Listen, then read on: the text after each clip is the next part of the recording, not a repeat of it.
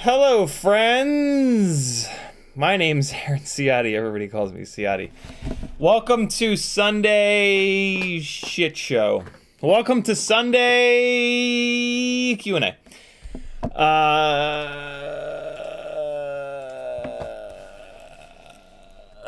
What did I say? Man, it was going so well. The intro was a little sneak peek of one of the things that you get by joining my Patreon, which is access to a huge unlisted playlist here on YouTube with, I think it's right at about 90 Patreon-only live streams, unreleased edits, sketchy kind of flying that I don't want to be public. And recently, when I do an edit, I'll do an extended cut edit that goes up onto the for patrons only. It's $3 a month. That's only 10 cents a day. Super affordable. If you're into FPV, I know you've got 10 extra cents a day, because it's not. I do not consider FPV to be an expensive hobby. Motorsport is an expensive hobby. Photography is an expensive hobby. Videography is an expensive hobby. But FPV is not as cheap as, playing basketball, for example. It's easier on your knees, but, So, yeah, help me out. Let me keep doing this full time and bringing you guys good content that'll make you laugh and smile and poop your pants and hopefully be better people in the universe, too. We don't just talk about FPV here. We talk about, life because, hey, I gotta fill 10 hours a week somehow, damn it. So, yeah, help me keep doing this full time. Hook a brother up with 10 cents a day, and I'll just keep going until the end of time. What do you think of that? CiottiFPV.com is the way that you do that. Now is also a really good time to jump onto the Patreon, because tomorrow is a giveaway live stream. Every other Monday, I do 4 giveaways on my Monday night live stream. 3 of those giveaways are for patrons specifically. So yeah, click on this button here over at CiottiFPV.com. There's a bunch of different tiers. If you just want to get access to all the stuff, you can join the $3 a month general admission tier. If you want to get in on the giveaways, it's the $5 or more tiers. Bunch of different tiers of giveaways, or you can enter into all 3. It's all explained over there on the Patreon channel. I rely on your guys' support, very specifically. You guys are and girls are who make this happen. And so, yeah, if you have a couple of extra bucks a month and you like this content, vote with your dollars, as people smarter than me have said before. Etsy has some fun stuff on it, some really fun stickers and some random hardware that might help you during your micro builds. Fiverr is a spot where you can book one-on-one sessions with me. I'll help you fly better, tune better, build better. Take advantage of over 6 years of experience, and you can rapid fire, all the questions that you've ever had at me, and we'll talk through them and walk you down a path of education. As well as, I can specifically tune your rigs. I can specifically plan your next build, stuff like that. Over on Teespring, there's some fun t-shirts and really nice tote bag. PayPal, if you just want to support me directly instead of doing super chats where Google and YouTube take 30%. And then look at all these affiliate links, man. Content creators have affiliate links to pretty much all the websites that there are. So when you're going to do an order on the internet, just take a second to think about your content creating buddies and see if somebody's got an affiliate link. I've got affiliate links to WeBleed FPV, Newbie Drone, FPV Cycle, Amazon, Get FPV, Oh My God, HDZero, FlyWoo, Emacs, Banggood, Camera Butter, and AliExpress. And then there's a bunch of random stuff down here as well that you might like. This is my full-time job. Again, you guys and girls make this happen. Head on over and support your boy. And I'll keep on making mistakes at the beginning of the live streams.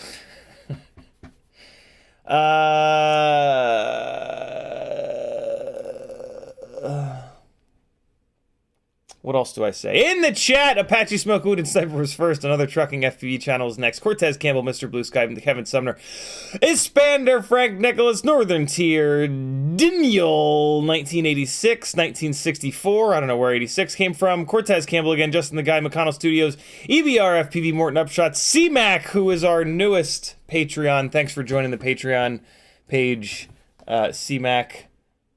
I left the email that I got from from Patreon unread so that I would make sure that I give you your shout out. Thank you, brother. Much appreciated. Rockcrawler FPV, Danzilla the Terrible. Look, Danzilla the Terrible did a really cool little golf motorsport Ciotti logo and sent it to me on Discord right around the same time that Sticker Mule was doing a special for circle stickers. So I got in on their little special by sending the Danzilla logo over. So yeah, if you want a little golf livery Ciotti sticker, let me know. I'm gonna stick these things. I'm gonna use these as like graffiti and just put them all over the place. But if you want one of these, let me know. There's a whole bunch of other stuff available too. There's this sticker sheet. These are all individual stickers. 1, 2, 3, 4, 5 individual stickers on here. Shout out to CMYK FPV for designing and ordering a big old stack of these sticker sheets. And then there's also Gangly Gang stickers. There's a bunch of stickers on the Etsy store, but there's a couple that I haven't gotten a chance to put up there yet. And then there's these Gangly Gang stickers. If you like any of these stickers, you can purchase them from me in addition to a 0.99mm drill bit, which you need if you're going to be tiny whooping.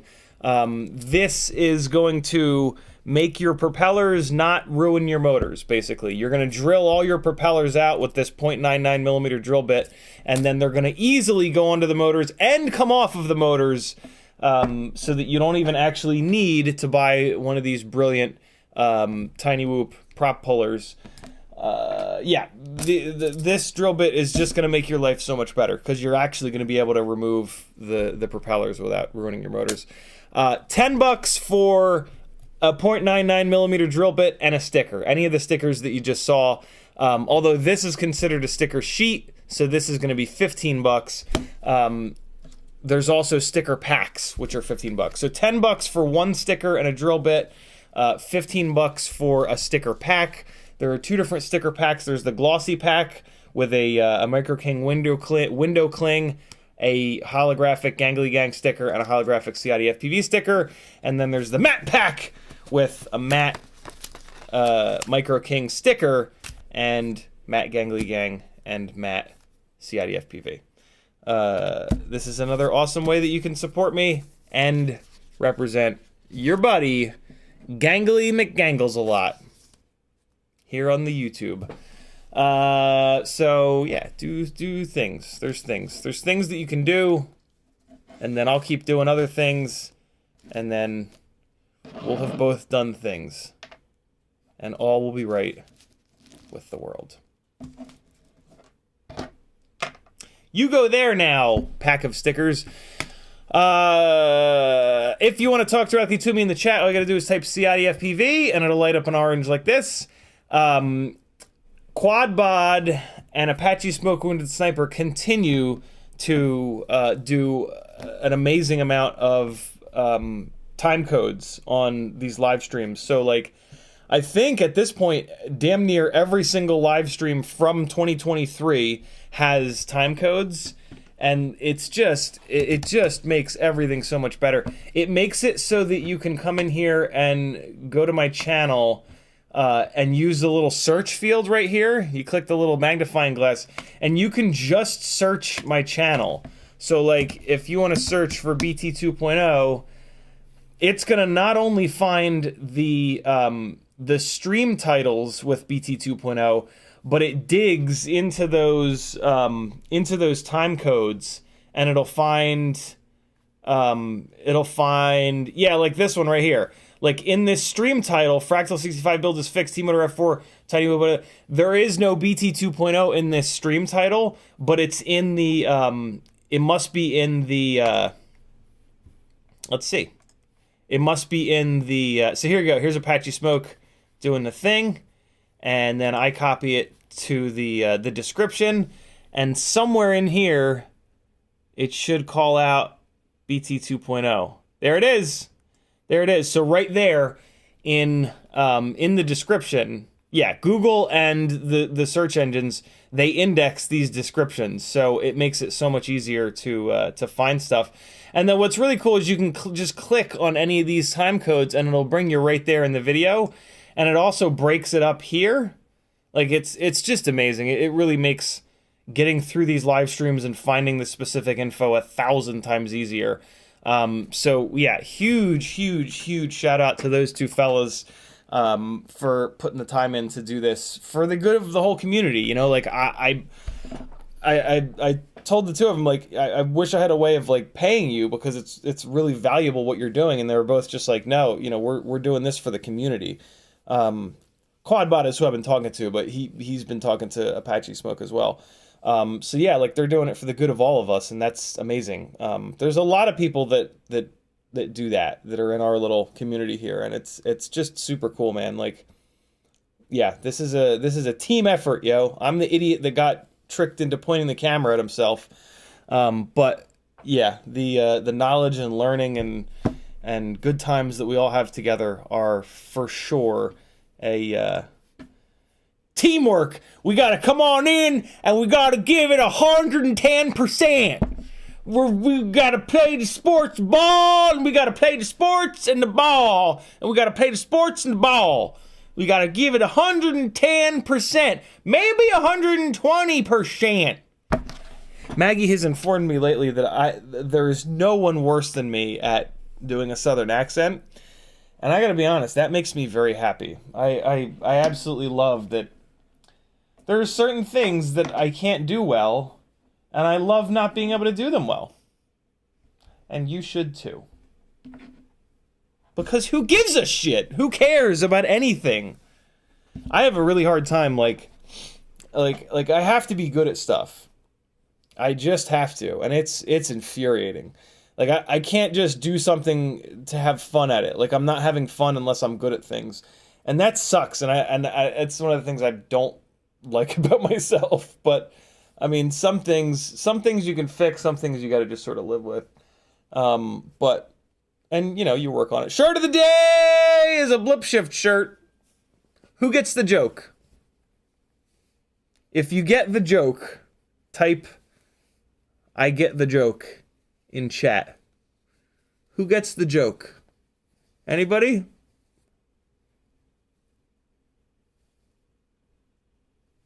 Who gets it? Who gets the joke? The only clue that I'll give you is it's a motorsport shirt from Blip Shift. Who gets the joke? Let me get caught up on chat, and then I'll see who gets the joke. Although what'll really happen is by the time I get down there, I'll be like, what's everybody saying I get the joke for? Apache Smoke Winter Cyber says, what's up, CiottiFPV and gang? The gang, what's up, everyone? Cortez Campbell says, what's up, CiottiFPV and gang? Cortez Campbell also says, where you at? I'm in Atlanta. Justin the Guy says, finally caught live stream today. Hey ho, folks, in CiottiFPV. Glad you caught one live, Justin. Rockcrawler says, hey, Ciotti and everybody in the gang. Frank Nicholas says, no sound. Here comes all the no sounds. Marcel off axis can't read my lips. AJ says, no sound.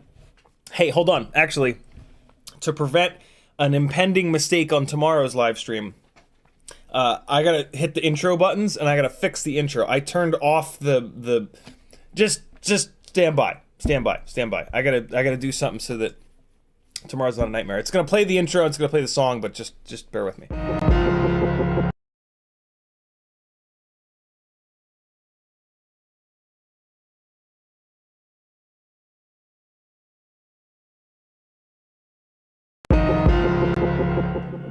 All right, now we're good. Let me just make sure. Hold on. Yeah, now we're good. Okay, cool. OBS things. I had to set the two OBS things. Denzel the Terrible says that was a smooth segue. Manjaro Black says, ruined my Diamond FC trying to swap to a BT 2.0. I just couldn't get heat into the ground for some reason. A couple of tiny caps came off. Not sure how to fix it. Manjaro Black, I gotta be honest, man. If that's a Diamond ELRS AIO, you dodged a bullet, because even if you had gotten BT 2.0 on there, you would have absolutely lost your mind trying to get the stupid thing tuned properly. It would have flown like a bag of smashed assholes, and then you would have gotten into a couple of crashes, and it would have shit the bed on you anyway. Once some of those tiny little capacitors have come off, it's kind of game over. Like if you have a hot air station, which you probably don't, because who does, you can get them back on there. You can try to get them back on there if you have a really, really fine tip for your soldering iron, but man, I've never been able to do it. So yeah, I would just write it off as the universe's way of saving you a lot of frustration, because the diamond boards just are, at least the diamond ELRS boards are just awful. And it would have let go on you regardless because of a lot of the sacrifices that they made to get it down. Like I said, you can certainly try to get those tiny little caps back on there, but yeah, it's really, really, really difficult without a hot air station. I would just throw it in the goddamn river and buy the full-sized Happymodel F40 ELRS all-in-one, and it's going to actually work. You're going to be able to actually get a half-decent PID tune on it. You're going to be able to plug your motors in rather than direct soldering them. You're going to be able to plug in a good UFL antenna rather than just having a janky piece of wire. And you're going to have something that you can crash more than twice and it'll keep going. I've got those AIOs that have probably thousands of crashes on them that are still completely fine. So yeah.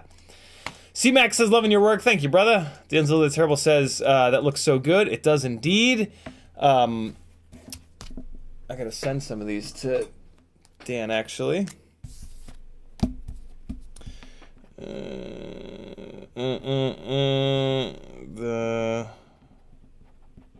Alright, awesome. I'll send you a few, Dan, for sure. And let's just throw that back there as a reminder. Alright, cool. Northern Tier says, use the new drill bit on a build yesterday. Works really good. No more tight shafts. There you guys go. $10 for a drill bit and a sticker. $15 for a drill bit and either 3 or 4 stickers, depending on if it's the sticker sheet or the individual stickers that I showed at the beginning of the stream.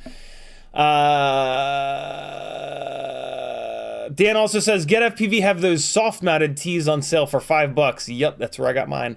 It's in the clearance section. Get FPV's clearance section is really good, and there's tons of stuff in there. So check it out for sure, friends. Hey, look at that. I'm all caught up on chat. If you want to talk directly to me, all you got to do is type CiottiFPV into your chat comment, and it'll light up an orange. Those are the chats that I read. If you don't do that, I will respect your privacy and not read your comment in case you're talking shit on the gangliest of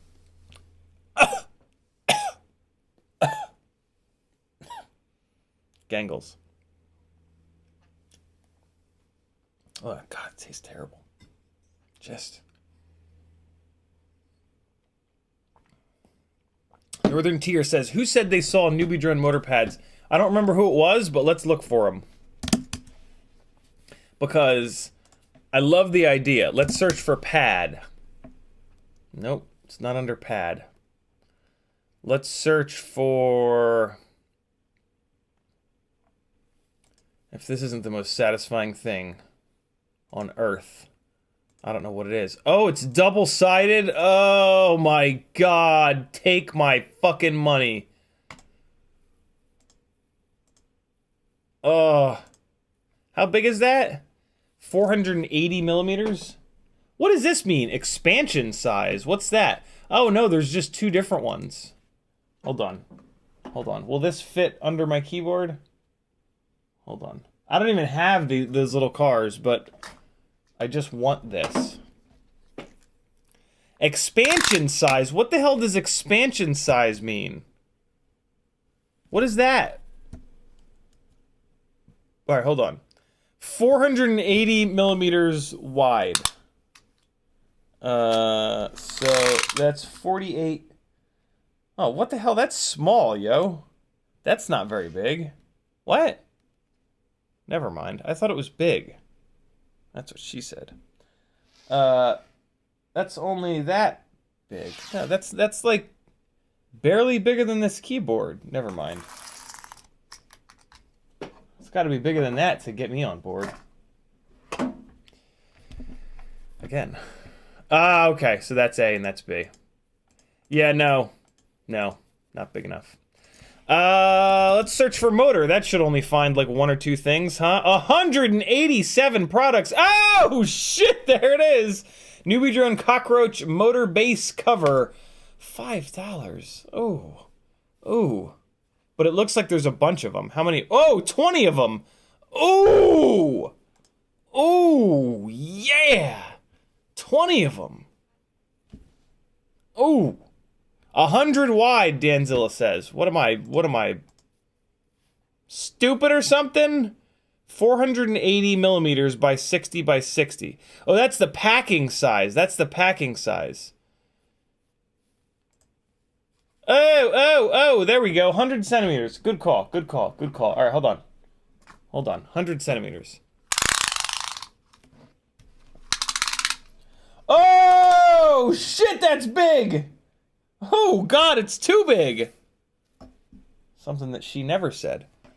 Wow. 47 deep. Oh my God, it is too big for this desk. Oh man, what the hell? What? Come on now. How you gonna do me like that? Oh man, it's almost, oh, it's only a little bit too big. Can I move this speaker back? No. Can I move the monitor? Yeah, I can move the monitor back a little bit.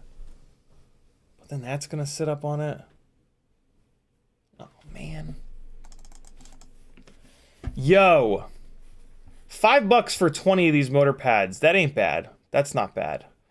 Yeah, next newbie drone order I do, I'm definitely getting a bunch of these. I'm gonna leave this tab opened. Here it comes in the chat, yo, but you can just go on their website and search for motor. It's like the 8th thing.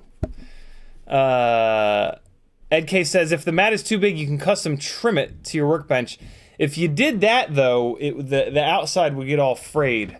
They do this fancy, and that would just drive me absolutely insane. They do this fancy stitching. Where do they show it? Yeah, they do this, like, nice edge on it. Oh, and the other thing too, I guess if you trimmed it, you would trim into the racetrack. Not that I'm gonna actually use the racetrack, but is one of them bigger than the other? Oh, expansion size. I get it. Expansion size this just should be size. This is just the size, not expansion size. This is the size of the product when it's flat on your table. Got it. We got there. What's Newbie Drone got for it's what the hell's happening? What's happening here? Cleanup? Cleanup? What is this? They're just taking pictures of labels. They're just hawking some stuff for cheap, yo. They got a bunch of stuff getting dusty. They want to move it along. Product tested and works. Sales are final. Not viable for return. That's pretty cool. Look at all these. Okay. If you want a bind and fly, in theory, these are probably cheap. I don't know bind and flies. DJi Air 2S, nobody cares. Cinelog 35, nobody cares. iFlight Defenders, nobody cares. Stupidest shaped ducts in the world. Cinerace 20, I don't know. The ducts on the Cineraces are like really beefy, like way too beefy. And then it becomes awful heavy, and it's only a 2-inch prop, and that's a bad combo, man. So I don't know about the Cinerace. Unless you're gonna actually race with it in like a spec league, then it's cool. But for anything else, I don't know. Oh, what? What is this? What? Oh, a brushed. Oh, now this is cool. Now this is cool. An old school brushed AIO for $10. Yo, somebody buy this. This is awesome. Just to have this to build a brushed whoop is very cool. And $10. Come on now, $10. That's just terrific. The brushed whoops, they fly fine, man. Like, I have 2 of them upstairs, and I flew them, I don't know, 6 months ago, and I was like, kind of shocked at how decent they flew. GepRC Naked GoPro 11, that's scary. Ooh, another Diversity Express LRS receiver. That's pretty cool. And it's from Radiomaster. This is probably a really good one. Newbie Drone BI camera for $5. That's pretty cool. Oh, and it's a BI version 1. I wonder if it's any different. I mean, I'm sure it's different. I wonder if it's any better or worse. Okay, Newbie Drone. Okay. Okay. They got some fun stuff going. Got any other clearance though? Look at this. There's a whole bunch of stuff.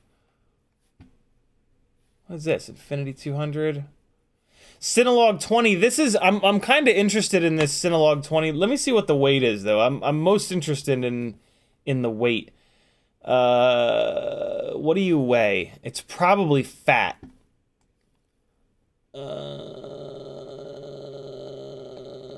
Don't you dare not tell me the weight. Don't do it. Don't you not have the weight in here. Don't. No. 1303.5 motors. Probably a good motor choice there. God damn it, there's no weight. Is this real life?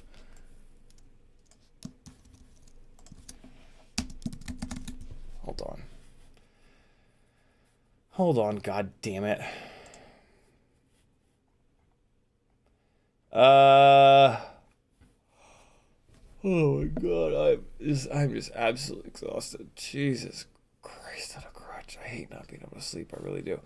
Cinelog 20 analog, 116 grams. 116 grams. So that is 116 grams dry. No GoPro on there, no battery. That's pretty heavy. So I don't have a naked for dragging around a naked GoPro, like that weight isn't bad, but if you're gonna put an Insta 360 up in the air on that rig, that's kind of heavy, yo. For our comparison point, I'm gonna use the heavier weight tiny lifter. I don't remember what these weigh. Oh wow. Wow. So the tiny lifter, which is designed to carry a 26 gram Insta 360 Go 2, is 37.5 grams. The Insta 360 Go 2 pretty much weighs exactly what the naked GoPros weigh, I believe. So we're talking 116 grams versus 37.4 grams. In fairness, that's a 2-inch propeller with 1303.5 motors. This is a 1.6-inch propeller with 1102 motors. But I mean, here's the thing, right? Like the whole point behind the tiny lifter was like when flying a TinyWhoop, you don't need a ton of performance. Like you're basically just flying straight paths, gentle turns. And so why not bring the weight way down? And yeah, this is, I will say this is kind of as light as you could ever carry a 26 gram camera. Like you would not want to do anything lighter than this. And that's where the name Tiny Lifter came from, right? Like our lifter rigs are kind of as light as you can possibly carry a medium format camera. Zcam, Ari, Red Komodo, that kind of stuff. So yeah, this Cinelog 20 is not designed to be the lightest possible way to carry this, this, what the hell is it called? Naked GoPro. God, my brain. But here's what I will say. This rig right here suffers from, in my opinion, an imbalance of battery size to thrust to quad size to whatever. Running 4S on this rig is the dumbest thing in the entire world. If you need to pick up, so that this quad, the intended payload is 20 to 30 grams, and yet the entire just the dry weight is 116 grams. You've got another 60 grams of battery on here, and for what? Like, for what? The tiny lifter carrying the same payload will get like 2 minutes and 50 seconds. So if you're gonna like multiply the weight by 5 or 6, you better have like a 15-minute runtime, which this certainly doesn't. The runtime on these is only like 4 or 5 minutes. So like, and yes, this has digital, sure, but that's only like a 10 gram weight increase. Basically, what this rig suffers from is, you know, we got to get on the hype train and run 4S batteries. So now it's got a battery that's way too heavy. Well, now now the all-up weight explodes. So now you've got to make the entire rig more durable to handle the all-up weight going ballistic. So now you add a bunch of weight in carbon and thicker plastic, and then you've got to add bigger motors to pick up all the extra weight. So now you've got these gigantic 1303.5 motors, and now that brings the runtime down. And all the while, you're adding a whole bunch of weight to a rig that you want to be really accurate, and that does not help it any. And then it's only a 2-inch propeller, so that makes the situation even worse. So like, this is no. This is way too heavy for a 2-inch rig and for a rig that's meant to carry a payload that is this lightweight. Like, you could build a rig with like a 45 gram all up weight to carry this payload, and it would be way more accurate and way quieter. That's going to be the other thing, right? Is the noise. You've added all this weight in battery and carbon fiber and extra bracing and extra plastic, and it's going to become very noisy. So yeah, this ain't it, man. This ain't it. This style of rig works as a 2.5 inch or a 3-inch, but when you shrink it down to 2-inch, it just doesn't work. And here's the other problem. Like, if you look at this thing, do they give us a good top down or bottom down view? Yeah. When you look at this rig and you think of airflow with these tiny ass 2-inch propellers, this is a huge problem, yo. Like, look how little of the propeller is actually able to push air, to pull air and then push air. It's so this is looking at the top, and yes, it's a pusher. So from below, the full propeller is going to push the air down, but it still has to pull the air in. So when it's pulling the air in, there's this huge amount of blockage here, and that's going to make it have to work a lot harder to get the air into the propeller and then push it downwards.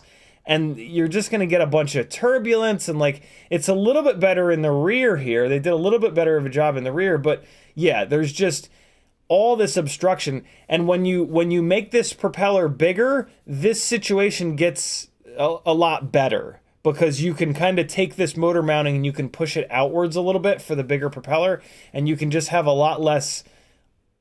We're looking at like the percentage, right? Like the percentage of the area that it needs to move air that's obstructed by carbon fiber. And on a 2-inch prop, there's a ton of obstruction here.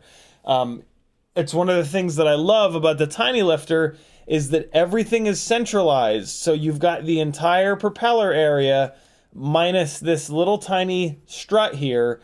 to pull in air and then push air down. And if you look at the area that it's pulling the air in, it's like very free, right? And then you've got this little canopy that almost like guides the air in, and you just end up with something that's a lot more efficient and a lot quieter.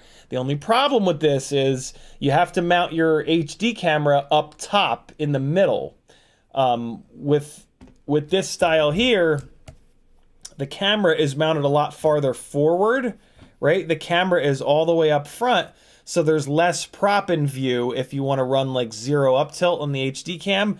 But the problem with this setup is that you've got all that weight on the front. So the front motors are going to have to do a lot more work, and what you can end up with is a situation where the front motors have to do too much work, and then it starts this snowball going downhill again of like, oh, now we got to go to bigger motors because the weight is over the front motors, and now your rear motors are doing a lot less work, and it's tough, man. When you're trying to design a rig that's as light as possible to pick up a payload, centralizing the payload really helps, and we see that in the lifters, right? Like, you look at the way the lifters are designed, and they've all got the camera dead center. That's kind of another reason why I thought to name that the Tiny Lifter. So yeah, this Cinelog 20, I love the idea of a 2-inch rig to carry around an Insta360 Go or a naked GoPro, but not at 116 grams dry. Like, that's stupid. That's just, yeah, that's just way too heavy. And this is an analog one. This doesn't even have DJi. This doesn't even have the extra 10-15 grams of DJi in it. So, yeah, man, I don't know. It's, I definitely don't recommend it. And I really wish that they would kind of get their heads out of their asses and make these 2-inch rigs lighter. This is why nobody flies 2-inch rigs, because nobody's building them properly. Nobody's building them lightweight enough. They should only be a little bit heavier than 75 millimeter motor-to-motor rigs, right? But they're not. They're 4, 5, 6 times as heavy, and that just spoils everything.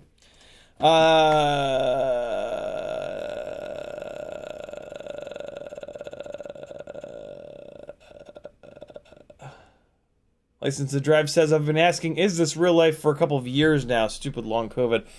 God, are you still is that still fucking with you, yo? That is just awful, dude. That is the worst. Michael Blade says, happy Sunday fun day. He also says, does Best Buy carry the Insta360 Go 2 anymore? You know, that's a really good question. I sure hope they do. bestbuy.com. Stop it! Oh, not looking good. Not looking good. Oh, man. Well, I mean, I have the warranty on mine. Oh, wait, there it is. Oh, no, outside of Best Buy. Oh, man. That sucks. Well, I've got the warranty on mine. And so I think they'll have to give me a... You know, that's interesting. I wonder what the rules are. I wonder... I'm sure that the rules are that they give me store credit, but that's kind of bullshit because I don't want more store credit. Like, I bought this to have this. If you sell me I'm sure in the fine text of the protection plan it says that they're allowed to discontinue this at any time and they don't have to give me cash back for it. But that sucks. You know, like, I don't want more store credit at Best Buy. I have $300 in store credit basically here when it breaks. I've got another like 400 and 300 in store credit with the Hero 10 and Hero 8 when they break with the protection plan. That's annoying. That's very annoying.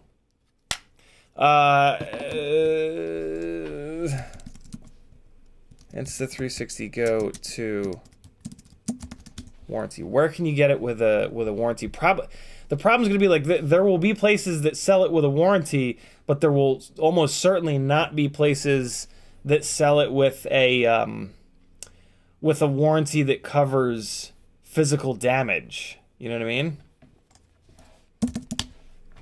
The Amazon warranty did not. It used to not cover it. Maybe it does now. I really doubt it. But $289. Let's see. 2-year protection plan for $25. All right, so it has to say, we're looking for the word physical. And no, this is not it. Drops, spills, cracked screens due to normal use are covered from day one. Malfunctions are... See, that's the problem. Malfunctions are covered... Wait, what? Malfunctions are covered after the... Man, it's hard to tell. There's two different... Asurion has two different warranty options. One of them... And one of them is more expensive specifically because it covers physical damage. And the other one, I think this is the other one that doesn't cover it. But see, this is interesting. Drops. Plan starts on the day where drops. Okay, well, yeah, I mean, my quad dropped and it happened to be on it. But see, then it says due to normal use. But they don't know, right? Like when we submit the claim, we don't type in there like, yeah, I was flying on my quad 100 miles an hour and a car drove out in front of me. It's hard to tell which protection plan this is. But here's what I will say. It's a $25 2-year protection plan, and that feels like the more expensive protection plan to me. And it does say that it covers drops, so this might be it, man. We might still be able to get the Insta360 Go 2 with a physical damage protection plan. I don't really know how to figure that out for sure. But yeah, Michael Blade, good call asking if Best Buy carries it anymore. It looks like they don't. Titan says, would you say DJI or analog for freestyle? That's a pretty individualized choice. I keep trying DJI for freestyle, and I keep being disappointed with it. The main thing that prevents me from going all in on DJI is that when I hit stuff, there's a little like quarter or eighth or 16th of a second freeze that happens with DJI. And that little stutter or freeze or whatever the hell's going on in the goggles is really disorienting to me. And what ends up happening is I hit something, and when I hit something, the quad rotates. And during that time that it's rotating, my video freezes in the goggles. And then when it comes back, the quad is like this or it's like that. It's at a different rotation, and it then takes my old ass 41-year-old brain another little bit of time to figure out what the hell is up and what's down, and then I can make the correction. And what happens is that I'm unable to recover a lot more, like, yeah, it makes me unable to recover from crashes. So instead of just bashing into the concrete and then recovering and being okay, it bashes into the concrete. More of a time period goes down, and then it hits another piece of concrete, and then it ends up going all the way down to the ground. And that's just like, every time I fly the DJI rigs freestyle, that drives me fucking insane, and I end up just putting them down and grabbing the analog rigs, and I fly the rest of the day on the analog rigs. So if you're not going to be crashing hard, if you're not going to be flying concrete spots and bandos and stuff like that, DJI is probably totally fine. And you can see where you're going, and that's awesome.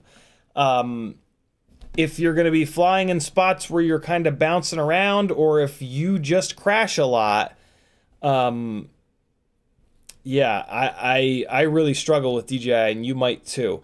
There are lots of people that are like, I don't know what the hell you're talking about. I've never had that experience. But then there are a bunch of people that have had that experience. And I've tried to fix it with capacitors and with different vistas and with powering it from different places, and there's not a single thing that has had anything to do with it. And I've talked to other people who've been through the same exact thing. They notice this problem. It, for whatever reason, bothers the shit out of them. They've tried a bunch of ways to fix it, and they can't. Yeah, I don't really know what else to do. I've only got one rig on DJi. I've had 2 vistas in it. I've powered those vistas in different ways. I've used capacitors in different ways, and it's not gotten any better. So I don't really see a point putting a 3rd vista in it or building a 2nd rig with it. I don't know. It's very annoying because I would love to see where I'm going, and I would love to have all of my outside rigs be on DJi that are TinyWhoops and 5-inch and shit like that. But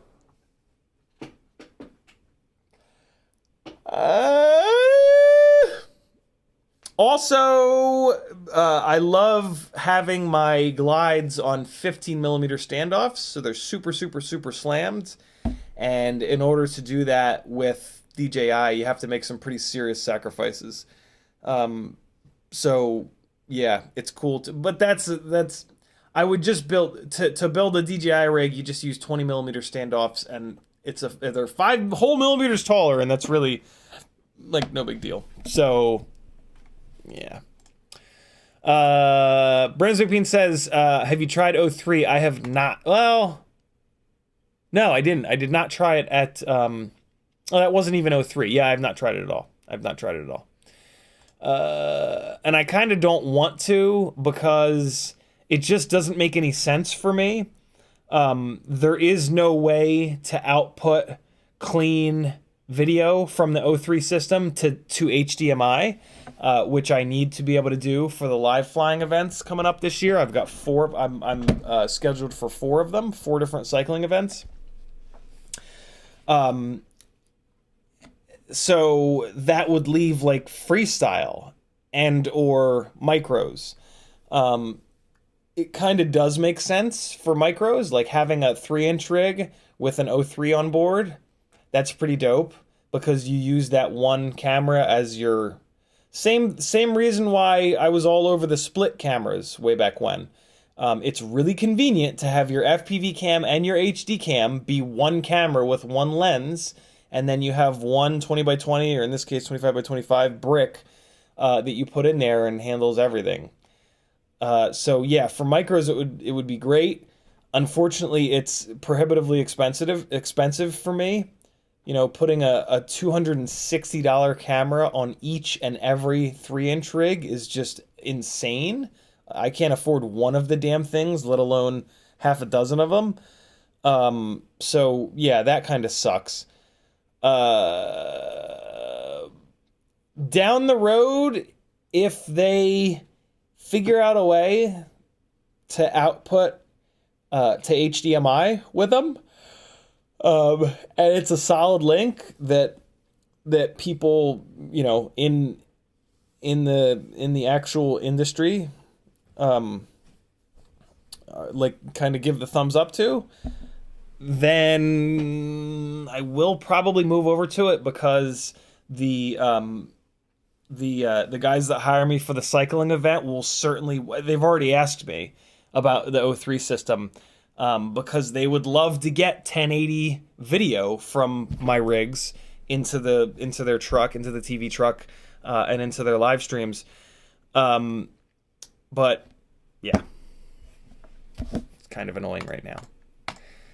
Although, no, I'm kind of happy that at the moment I'm happy that that there is no way to output HDMI because I can't afford to do it. What I am going to do is one of these live flying gigs, I'm going to take all of the money that I make from it and I'm just going to put that shit aside, and that is the 03 money. And if at some point there is a way to output HDMI, I'll spend that money on some 03 gear. It'll be a lot of money. It's really expensive, man. $260 per, like for me to do it, realistically, we're talking like, what are the goggles? 550, so let's just round down 500. So it's 500 plus 2, so basically 500, 750, where's the other one? 1,000, 1,250, and then 1,500 for at least one of these, at least one 5-inch. Realistically, I'd probably want 2 5-inches. Now that's 1,750, and then it'd be kind of nice to have an extra for in case something breaks. Like $2,000? Are you shitting me? And like, yeah, I could certainly then sell some of my regular DJi stuff. But Jesus, man. Like, come on now. What is this shit? Freelojo says, thoughts on a 2.5-inch 2S, 85 gram, 1102, 18,000 kV.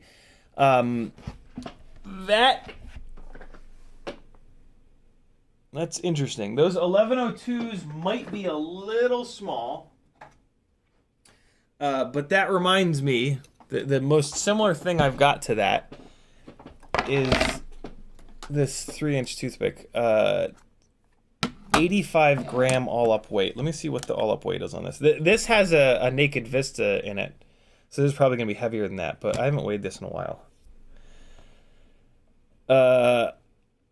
You said 85 grams all-up weight. Okay, cool. So this is 73 grams dry. What the hell batteries do I run on this? I run 2S batteries on this. With a 2S battery, this is a 300 mAh 2S. Okay, this balloons up to 92 grams. You said 85 grams, though. You're a little heavy, Freelojo. Why are you a little heavy? Are you running a big 2S battery? At that weight that you're at on an 1102, I think that's going to be a little underpowered. Yeah, that's my thought on that. I think you're going to be a little bit underpowered. But a lot of people are okay with that. And it's going to be quiet. When it's underpowered like that, it'll be kind of quiet. 18,000 kV is good. That's enough kV that you might need to motor limit it down a little bit.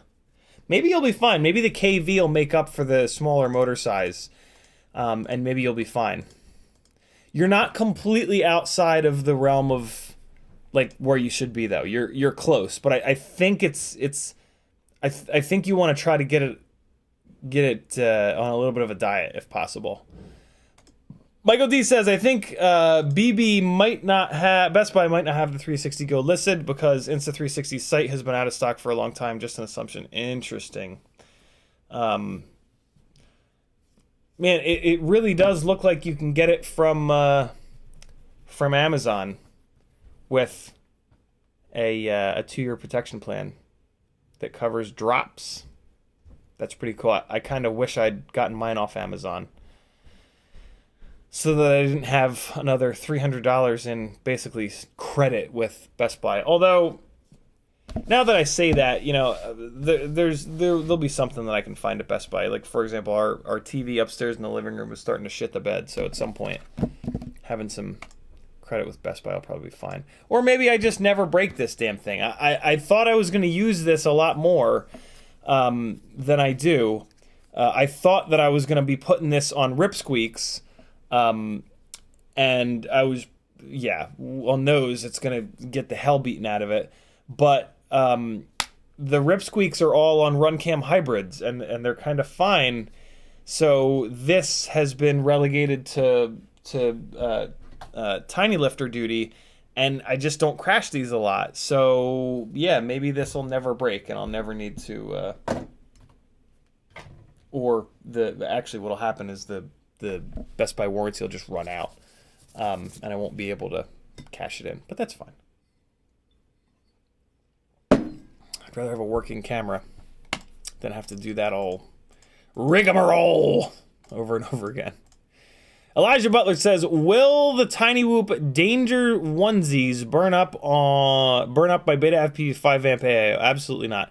I assume I'll motor limit, but just wondering if I should go to Beta FPV 12 amp AIO. Nope, you'll be totally fine, Elijah. 5 amps is actually enough to cover all the way up to like a 1002 23,500 kV motor on tri-blades. So yeah, 0702s, 0802s, they are never going to burn up a 5 amp ESC, unless you've got the PIDs all fucked up or the filtering all messed up or something like that, but you shouldn't, because the stock PIDs and the stock filtering are fine. You just want to make sure that you have a good mechanical system, make sure the AIO is not like pushed up against the frame or anything like that, or, you know, all the mechanical issues that we talk about all the time. Jay Jones is in the house. Brandon McBean says everything doubled in price after the pandemic, so it kind of adds up if you consider that. Yeah. I mean, yeah. The 03 air units are also just a lot more expensive. They're at $230 per. Okay, I thought they were $260 per. Yeah, I mean, it's just more expensive, but it's fancier, right? Like it's newer and it's better and blah blah blah blah blah. It would have been nice if like the regular DJi stuff had come down in price and they'd made the 03 air unit the same cost, like GoPro does, but they didn't. So, Ethan W says you should make a 2-inch 2S rig for the Insta360 Go. I have had two 2-inch setups for it. And I've just never prioritized these enough to build them out. This is actually made for me by Brain 3D, little Insta360 Go 2 with FPV camera setup specifically for this Beta FPV 85. So I can replace this. This is like a strappy bastard for the for a naked GoPro. I would replace this piece with this, and then, yeah, carry the Insta360 Go 2. But my priority has been with these guys because they're so much lighter. And I really wanted, and I still do, want to carry the Insta360 Go as quietly as possible. And these just do such a good job that, like, with this, I'm like, why? If I had a naked GoPro, I would get this up in the air. And I have a full extra one here. But yeah, like the difference in all up weight is just ridiculous. Like the tiny lifter is 37.5 grams. This is 66.8 grams. And like this is kind of as minimal as it's gonna get for a 2S rig. Like, it's just a giant tiny lifter, right? Like, it's there's kind of nothing to it, but it's just wild how crazy the all-up weight goes between these 75s and 2-inch. It's just kind of nuts. And I think the motors on this are a little bit too big, so I can save a little bit of weight on the motors, but good lord. The other problem with this is I have to get this VTX off here. This Beta FPV VTX is just useless. And I don't know where else to mount the VTX. I think I'll just like just tie it or just VHB it down to the back of this thing. But like, yeah, I just it hasn't come to the top of the build list. And I don't know when it will, because these are great. And I have 2 of these, and they're gonna be infinitely quieter. So I don't know what this is for. Actually, I do know what this is for. This is for a naked GoPro, but I have not ripped apart my Hero 6 yet to make it into a naked GoPro. I can't. I don't really have the money to rip apart a perfectly good GoPro Hero 6 that's worth $200-300 and break the damn thing trying to make it into a naked GoPro. You know what I mean? Like that's and I've talked to Tommy a bunch about it, and like he's converted GoPros into naked GoPros over and over and over again, and he still tells me, like, dude, it's still, like, really risky. Like, I'll just do it, and it's like 1 in 4, 1 in 5, 1 in 6. They just don't survive. They just don't work. And, like, he's done tons of them, and he knows what he's doing. So I'm like, well, I can't really... Like, if it was 1 in 20, I'd be down, but, like, man... It's just ridiculous. Scott Milana says, what is the carbon fiber base on that tiny lifter? It's just the Cockroach 75 frame. That's all. It's like $5. Yeah, and it comes with the plastic frame. It's the plastic frame, it's the carbon fiber brace, and it even comes with these little 3D printed guys, and it comes with 2 sets of them, so you can run one of your Tiny Whoop batteries on the bottom, and then one here on the inside. And it's just... the most phenomenal little, like, everything is packaged nice. Every little bit of space is used. Like, my only complaint about it is that this plastic frame is a little bit fragile. So, like, if you crash it with any amount of authority, you're going to break this plastic, but it's not that hard to swap it out. So, yeah, this is such an efficient and small and tight and properly packaged and awesome little... setup that, yeah. Why would I go bigger? You go bigger to get better flight characteristics. That thing, you know, you try to throw that thing up over, split S this thing up over a house, and it gets pissed because it's a lifter, but it's good. Hey, and just like I said, I was gonna, I missed the, I asked you guys who understands the joke that was on my shirt, and I told you to type in that you understand the joke in the chat, and then I missed it in the chat. Anybody? Nobody gets the joke. No motorsports freaks in here? Come on now. I missed this comment. Cortez Campbell says, I changed out the VTX and the cam on a Cetus X with TBS Unify Pro Caddx 16x9 Black Nano. Now want to connect to computer. What could it be? What? Changed out the VTX and the camera on a Cetus X with TBS Unify Pro and Caddx 16x9 Black Nano. Now won't connect to computer. Oh, what?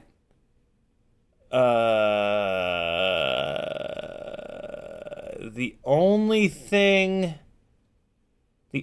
possibility is that when you were soldering, I'm assuming that you were soldering to the AIO. When you were soldering to the AIO to put the VTX and the Caddx 16x9 Black Nano camera on there, you basically broke the AIO. Like a solder blob went somewhere that it shouldn't have, or you knocked a component off, or you've got a short. If there's a short on the VTX or the camera, that will certain flight controllers, certain electronics will have anti-catch on fire shit installed, so that when you go to put power on it, nothing happens. So yeah, you got to check your soldering, and you got to look for little solder balls that have found their way somewhere, or the AIO shit the bed, or you got the AIO too hot, or you know, not all components have that anti-short stuff on them. So sometimes you plug, if you have a short somewhere, you plug power in and it just cooks right away. It doesn't always cook with a huge plume of smoke. Sometimes they just die. So yeah, either your AIO is dead, or hopefully there's just a short somewhere, and you have to find that short. I mean, no matter what, you have to find the short and fix it. So find the short and fix it, and if you plug it in and it works, great. If not, then it's probably blown up. But yeah, you've got a short somewhere, Cortez. You got to find it. Get your multimeter out and start putting your multimeter on. Put it on like the little beep setting, and then just start touching the red and the black to 5 volt and grounds, and try to find where it's shorted out somewhere and fix it. There you go.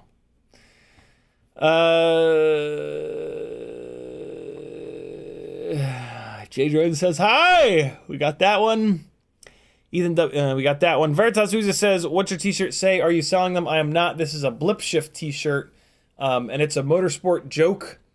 It's designed to look like a lawn care company called 4Offs. But going 4 off means going 4 wheels off into the grass. So you're at a racetrack and you blow a braking zone and you go all 4 wheels off into the grass. And in the driver meetings and just like general racetrack etiquette is that if you go 2 wheels off, like if you go into the braking zone and you just miss it by a little bit, and then on the exit of the corner you're carrying a little bit too much momentum, and you go 2 wheels off, if it's the left-handed turn, you're gonna go both right wheels off. If you go 2 off, it's like no big deal, and the stewards don't yell at you, and you don't get black flagged, and like it's cool. It's like a small mistake. But if you get it wrong enough that you go all 4 wheels off, you're gonna get yelled at by the stewards. You're gonna get black flagged because like that means like you were being way too reckless. This is a safety measure that's in place at all track days and pretty much at all racetracks. So yeah, and when you go 4 wheels off, you usually leave big marks in the grass, and/or you're going sideways, really digging up the grass, and so like you're like doing lawn work. So yeah, 4Offs. Landscaping and lawn care, because you're fucking up the grass when you go 4 wheels off at a track day or just a racetrack in general. So that's the joke. All the best jokes have to be explained. That's for sure. This shirt is made by a company called Blip Shift. They're a really unique, really cool company. They do only motorsport and car related shirts. And they accept user submissions. They sort through all of the user submissions. They pick their favorites, and they do 1 shirt every 2 days, I think it is. So this shirt, I got an email with the artwork of this shirt saying, hey, you got 2 days to order it. I lost my mind because it's hysterical to me. I put my order in. 2 days later, they close this shirt down, and they say, cool, this shirt's going into production. So this way, in those 2 days, they get all the exact number of orders. 597 people ordered them in medium, 1,700 ordered them in large. And then so they can put their silkscreen order in for the exact number of shirts. They get them all in. 3 weeks later, it gets to my door, and I've got a shirt. And it's cool because like it's a somewhat unique shirt, right? Like if somebody sees me wearing this shirt and they're like, oh my God, where can I get it? It's like, you can't.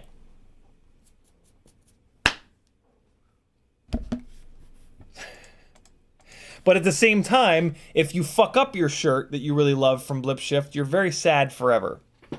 So I treat these shirts like gold. I barely wear them outside the house because I don't want to get like sweaty pit stains all over them because I'm a sweaty bastard. Swifts69 says, I have some Xing 0803 motors and an extra 2.5-inch frame. Will those swing the Gemfan 65mm props okay? Weight all the parts and it'll be about 36 grams. The motors will turn those props okay-ish. The problem is the first time you crash, you're going to bend a motor shaft and it's going to be game over. 0803 motors are cursed with 1mm motor shafts, and those are not strong enough to handle any crashes, let alone crashes on an open propellered rig. Like the 803s with the 1mm shafts, they won't even survive. I tried them extensively on these tiny lifters, and every single crash would bend a motor shaft, and that's with a duct trying to protect the damn thing. So if it didn't have the duct, it's going to be even more hopeless. So you can certainly put those on there. You're probably going to want to motor limit them down a little bit. but you're literally not going to be able to crash that rig, or you're going to bend one of those motor shafts. And I don't know if Xing makes those motors anymore, so you're not going to be able to get a replacement, but you don't even want to get a replacement, because having a rig that every single time you crash it, it breaks is just a nightmare, because then, like, you fly when you're flying it, you're like, ooh, ooh, ooh, ooh, ooh, don't hit, oh, no, oh, don't, and that's not fun. Like, that's not a fun thing to do. Don't do that to yourself. That ends up being a rig that just sits on the shelf, because every time you think about flying it, you're like, well, I don't want to break it. God forbid I crash, and that's just, it's just a bad cycle to get in. I've been there on many occasions, to this day, I have rigs that are fully built and fully running, and they just sit because it's either a nightmare to fix, like two main reasons. Either typically the frame design is a way that is like very a complete pain in the ass to service. 250 250 or the components on the rig, usually the motors, are kind of fragile, and I know that it's just going to eat motors, and when a rig eats motors, it's just annoying. It's just expensive, you know? It's $15, $20, $25 per crash, and that's just stupid. Not to mention that, like, you go out to fly it, and you're flying the first battery, and you crash and bend the motor shaft. It's like, I'm not going to get out the soldering iron here and spend the next half hour getting another motor soldered up. I'm just going to stop flying it, and then... So, yeah, fragile rigs are always very tempting, but once you have it built, it very quickly becomes a rig that just sits on the shelf, and I hate that. I hate having rigs just sitting, not being flown. You know, it's one of the big reasons that I go for frames that are fairly simple, because the simple frames are the ones that are easily serviceable. And that really makes a big deal if you're going to actually fly. If you're just going to build rigs to sit on the wall like many people do, go for it. Build the most fragile, stupid, cool-looking rigs ever. Because they're going to look cooler on the wall. But if you're going to actually fly your stuff, which you should because it's fun, you want them to be serviceable, you want them to be stout, and you want them to have parts that are readily available. That's one of the other things. Like, putting like really rare parts onto a rig is a tough game to play. Hey, I've got bad news. The new T-Motor F40, now it's Pro 5, are worthless. T-Motor. So, if you didn't know, the T-Motor F40 is their 2306. The T-Motor F60 is their 2207. They have a dumb naming convention. What makes this naming convention even dumber is that the T-Motor F40 Pro 1 and Pro 2 were 2306s. The Pro 3 was a 2306.5. The Pro 4, fortunately, was a 2306 again. But now, Pro 5 is a 2306 point... What the hell is it? 0.8? I think? Oh, god damn you. Hold on. 0.8. It's a 2306.8.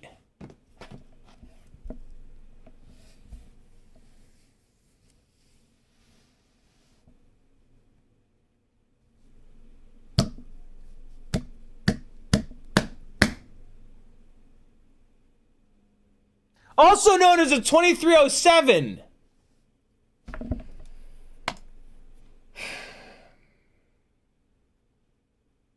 So yeah.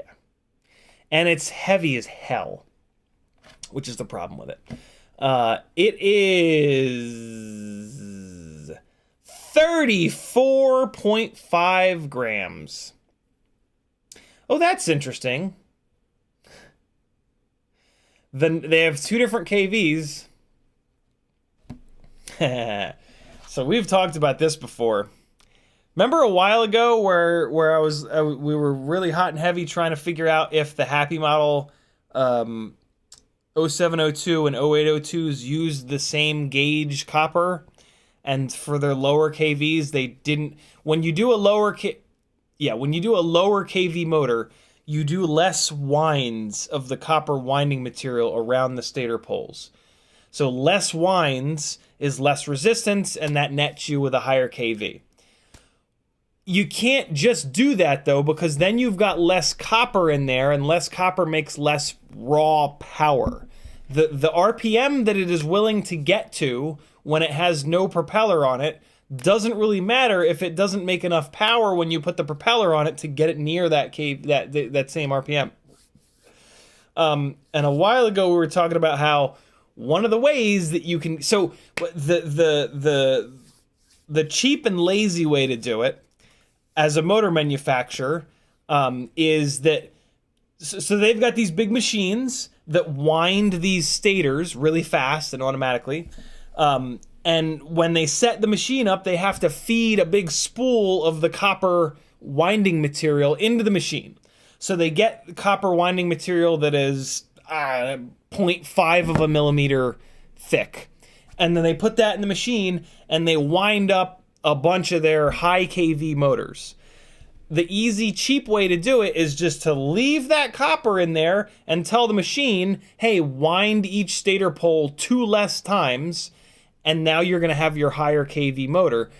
But there is going to be less copper in the winding, and that will make less power. Yes, it will do a higher KV when it is unloaded.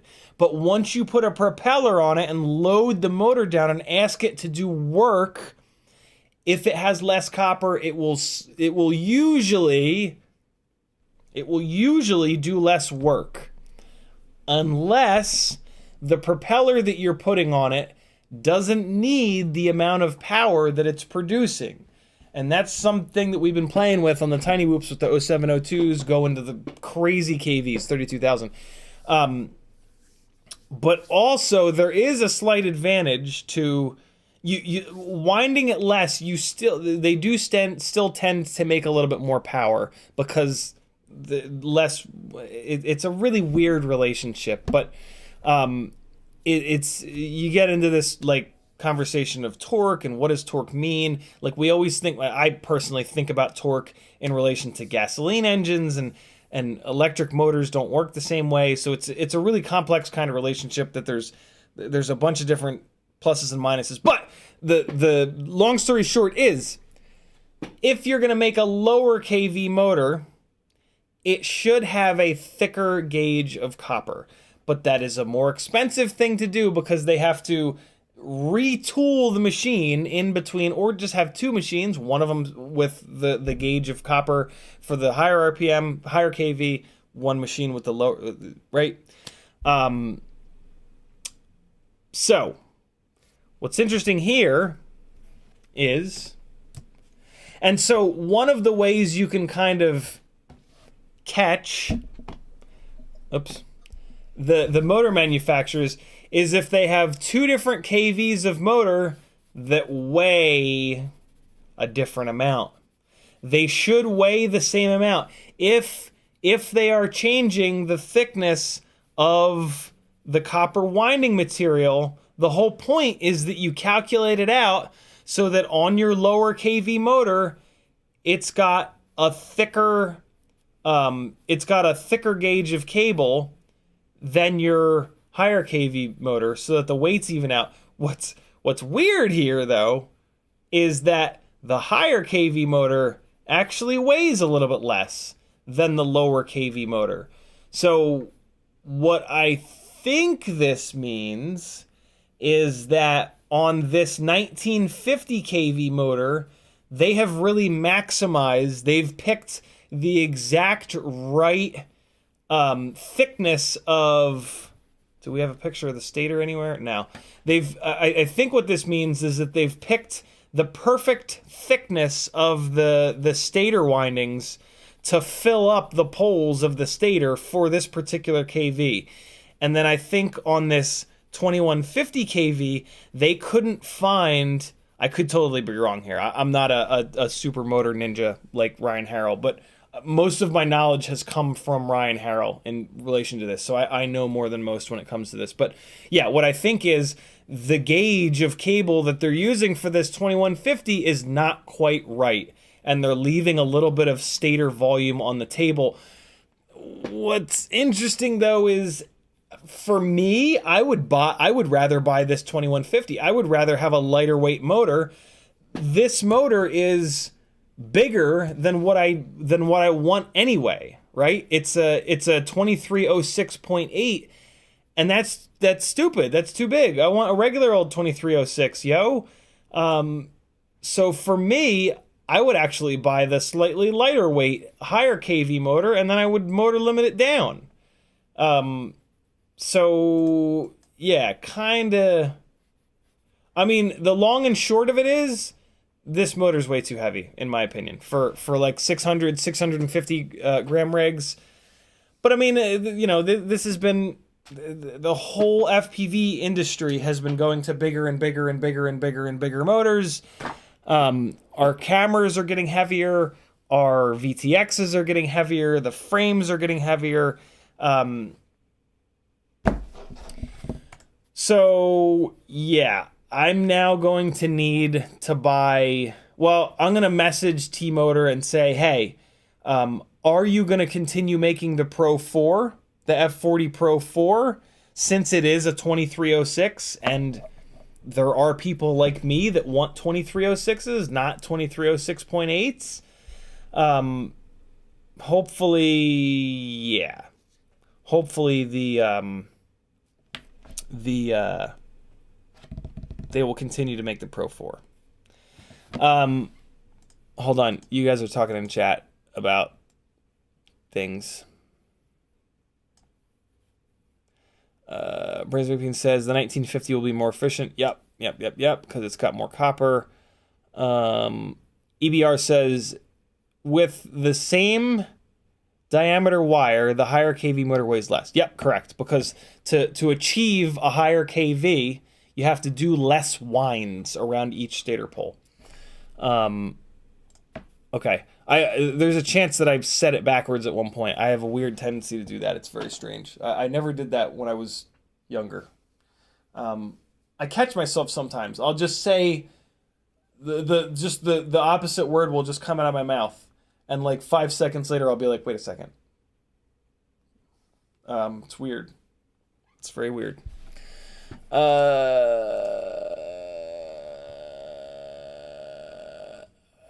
So yeah, I'm really disappointed. I was really excited for the Pro 5. I was hoping that it would be lighter weight, to be honest.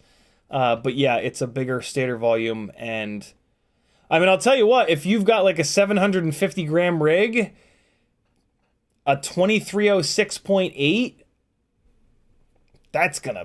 this motor is gonna make a shitload of. I mean, they have a couple of they have a couple of thrust charts. Look at the fucking thing is almost making 2100 grams of thrust. Like, this motor is crazy. This is a wild amount of power for this motor to be making. Look, the 2150 is, yeah, with this. Jesus, that's a big prop. With a 5147 propeller, it is getting to 2100 grams of thrust. That's absurd. What's the 100 times 4? That's 8,400 grams of thrust. You can get a 10-to-1 power to weight ratio on a rig that weighs 840 grams. That's fucking stupid. That's just stupid banana stupid pants. That's crazy. So if you want to just hang out hundreds of feet up in the air, as far away from all the fun objects to stay close to, this is the motor to do it with. Right up the ass. So yeah, but I'm sad about this, man. if they discontinue the Pro 4, which I have a feeling they might, we've just lost our lightweight 2306 option. That blows. That's not cool. What the hell? Oh man, now that's a livery right there. Ooh, that is a livery. Come on. Yes.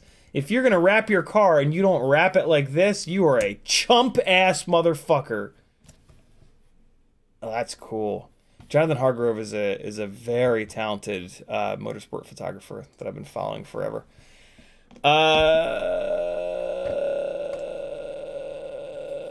Who's my contact over at T-Motor nowadays?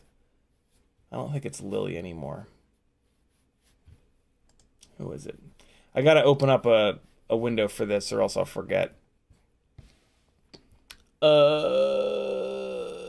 It is, it's Clover. It's Clover. Okay. Hold on, I have to ask. I'll just type it out now. Hi, Clover. Hi, Clover. Any idea if the F40 Pro 4 is going to be discontinued? It's been my, it and the Pro 2 have been my go-to motors for 5+ years since they're incredibly light, and a lot of folks in my live stream chat love them for that same reason. Looks like the Pro 5 is a lot bigger and heavier, which a lot bigger and heavier. Fine, I'll leave it there.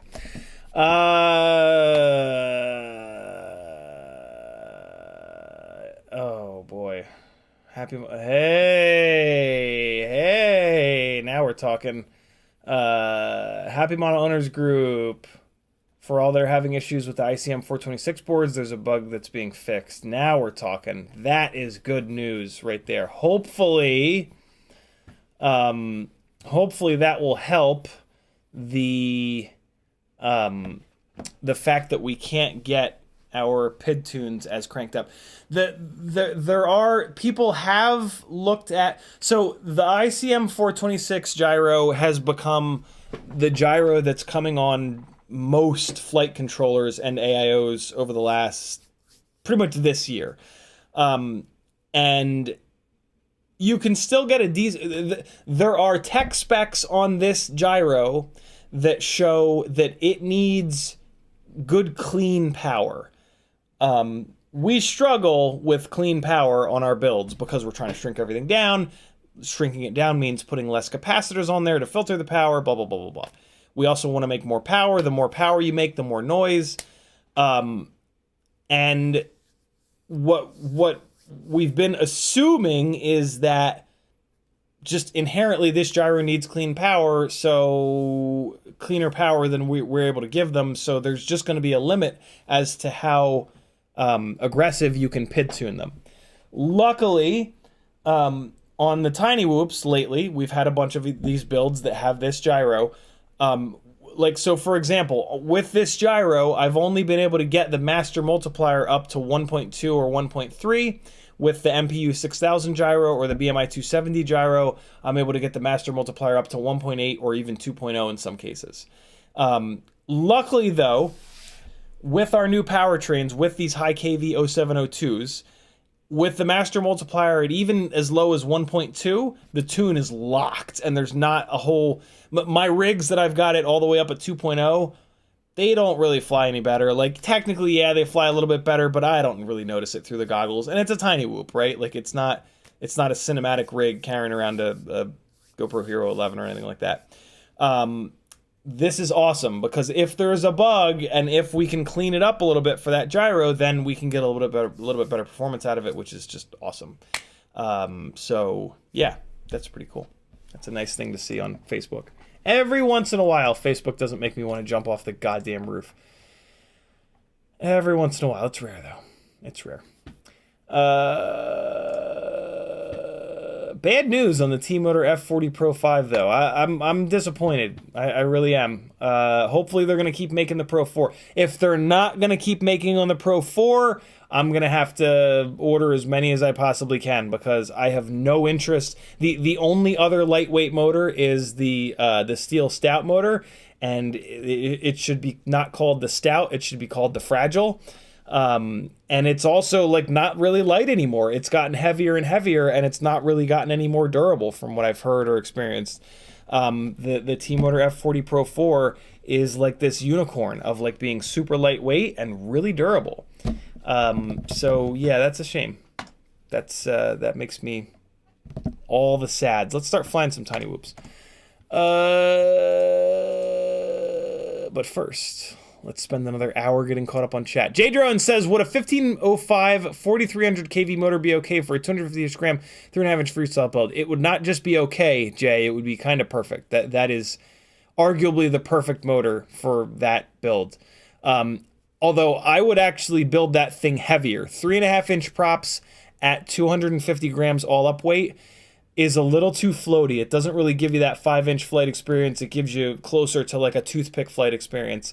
3.5-inch props perform a lot better up at like 300 grams, even 350 grams all up weight.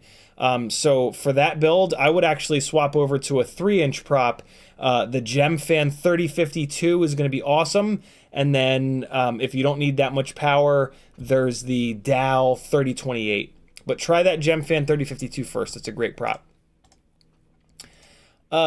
Jason Black says, does HackRC have good boards? They seem to be pretty decent, especially for the price.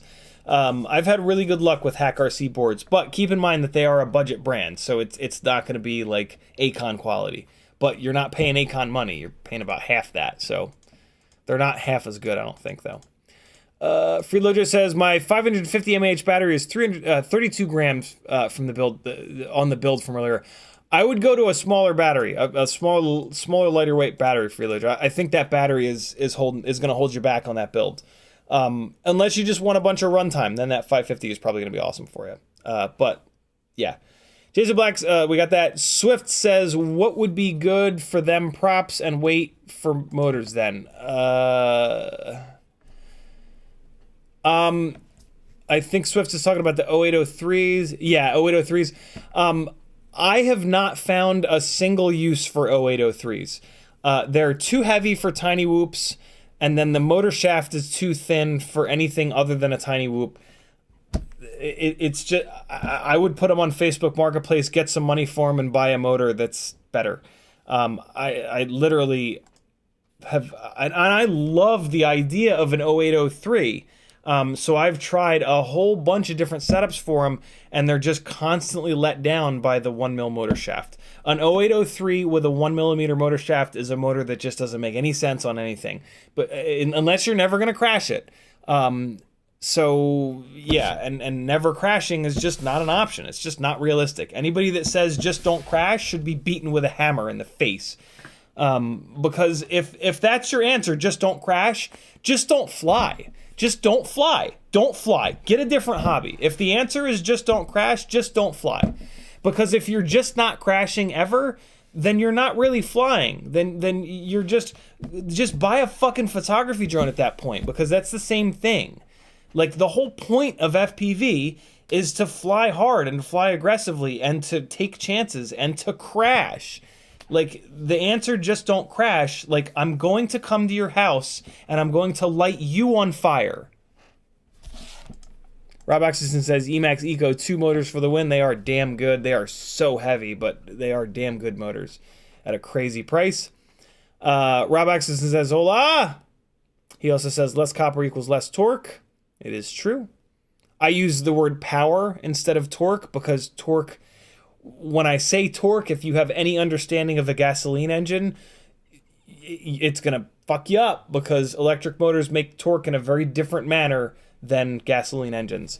So yeah, I use the word power instead of torque.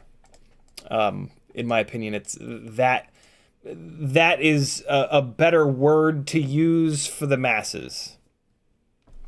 I could be wrong. Manjaro Black says, is there a Whoop flight controller with black box? Is it worth it for a crappy new pilot to fly a carbon fiber Whoop frame? There is a Whoop flight controller with black box. It is the Betaflight FPV. In my opinion, it is not worth the fact that you get black box, but you lose an onboard VTX, because then you have to put an external VTX, and that's just a nightmare. And it adds weight and complexity to the rig, and it's just silly. We really don't need black box on Tiny Whoops. If they're not working, there is a physical component that is the problem. Like, we know this. We have all built enough Tiny Whoops to troubleshoot this. So yeah, there's black box is really handy on rigs that are like kind of out there, that there haven't been hundreds, if not thousands, of people that have R&D'd. When there are, like these, then we've already run into all the problems, and black box becomes a lot less valuable.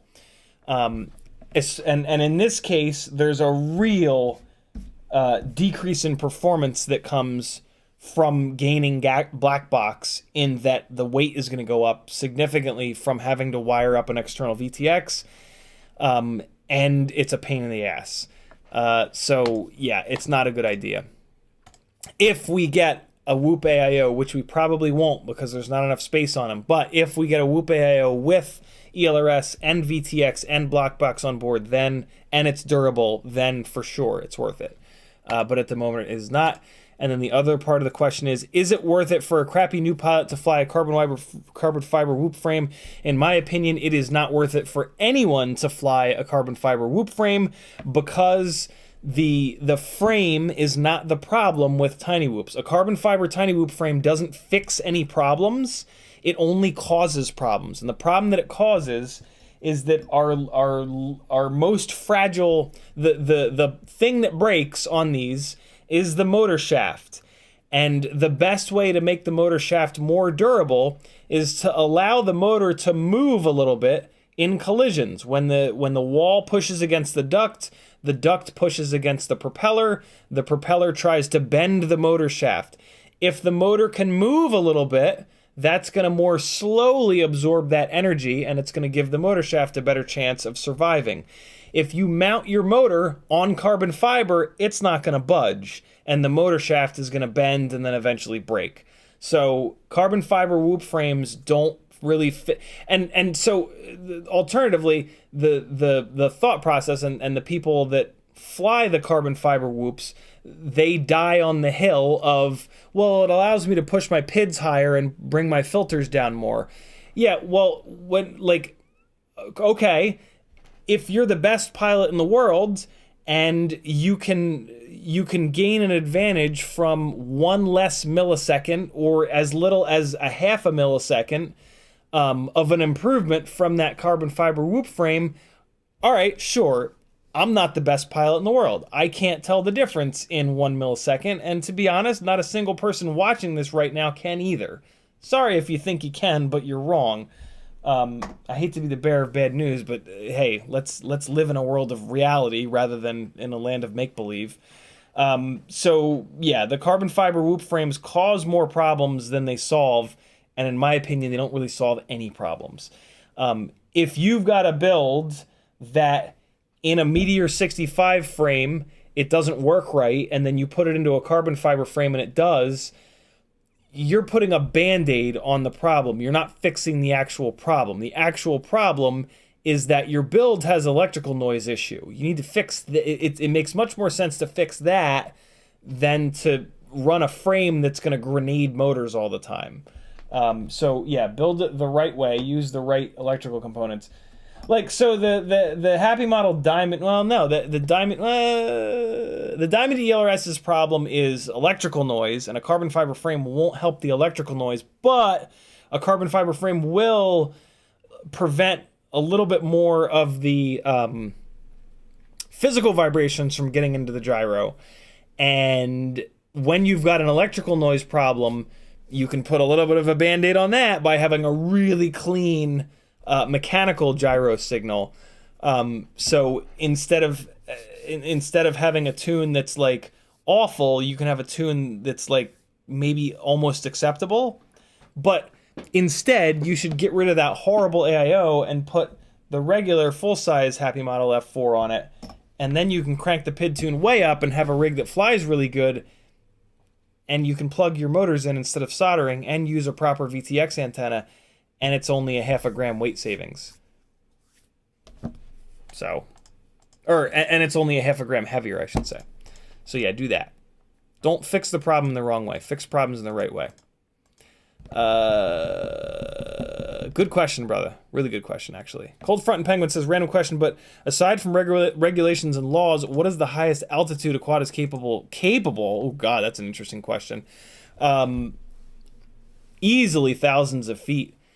I wonder if a long range rig could get to like 10,000 feet. A regular old 5-inch rig will easily get to 1,000 feet, though. But I mean, like, there's nothing going on up there. There's, you know, like, FPV people don't run into this altitude shit because, like, it's boring up there. You know, like, it's just. I wonder if a Mavic would be able to do it even better. A really efficient rig is what you would want to go really, really, really high. It'd be interesting. I'm not even going to do that search, though. I'm not even going to have that search be in my fucking search history. I'm not even doing it incognito. I don't trust that shit. Brandon McBean says, we need to stop thinking about the golden years of MPU 6000 because it's gone and it's never coming back. We need to move forward. It's true. Although somebody just said on a couple live streams ago that the MPU 6000, they'd heard that the MPU 6000 is going back into production. What's nice is that the BMI 270 performs just as good as the MPU 6000 in Chris Rosser and Mark Spatz's testing. But nobody's putting BMI 270s into stuff all of a sudden. They're doing this stupid ICM gyros. This is very annoying. Very, very annoying. Brandon McBean says, I've taken a rig, wow. 20,000 feet horizontally. So I don't know how far you could go into the air before it got too thin. Ooh, that's interesting. Yeah, right. As you go higher, the air gets more thin. The rig has to do more work.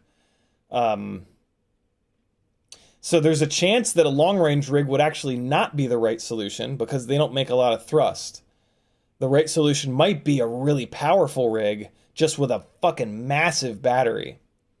But we'll never know. Because even if you were to do that testing, you couldn't put that testing online because the FAA would light your house on fire. Freeloja says, got the weight down to 69 grams with a 600 mAh 1S. Well, the problem with that's going to be those motors are not going to be a high enough KV for 1S. So you need to find a 400 or 350 or 300 milliamp 2S. That's the real solution for Freelojo. Or even like 400, 450. I think I said 400. Mandro says, so if I'm building HDZero, the Beta FPV flight controller with black box is a good choice or something else. Yeah, that's a perfect setup, actually. And now I know what I'm going to use for my HDZero build. I did not even think of that.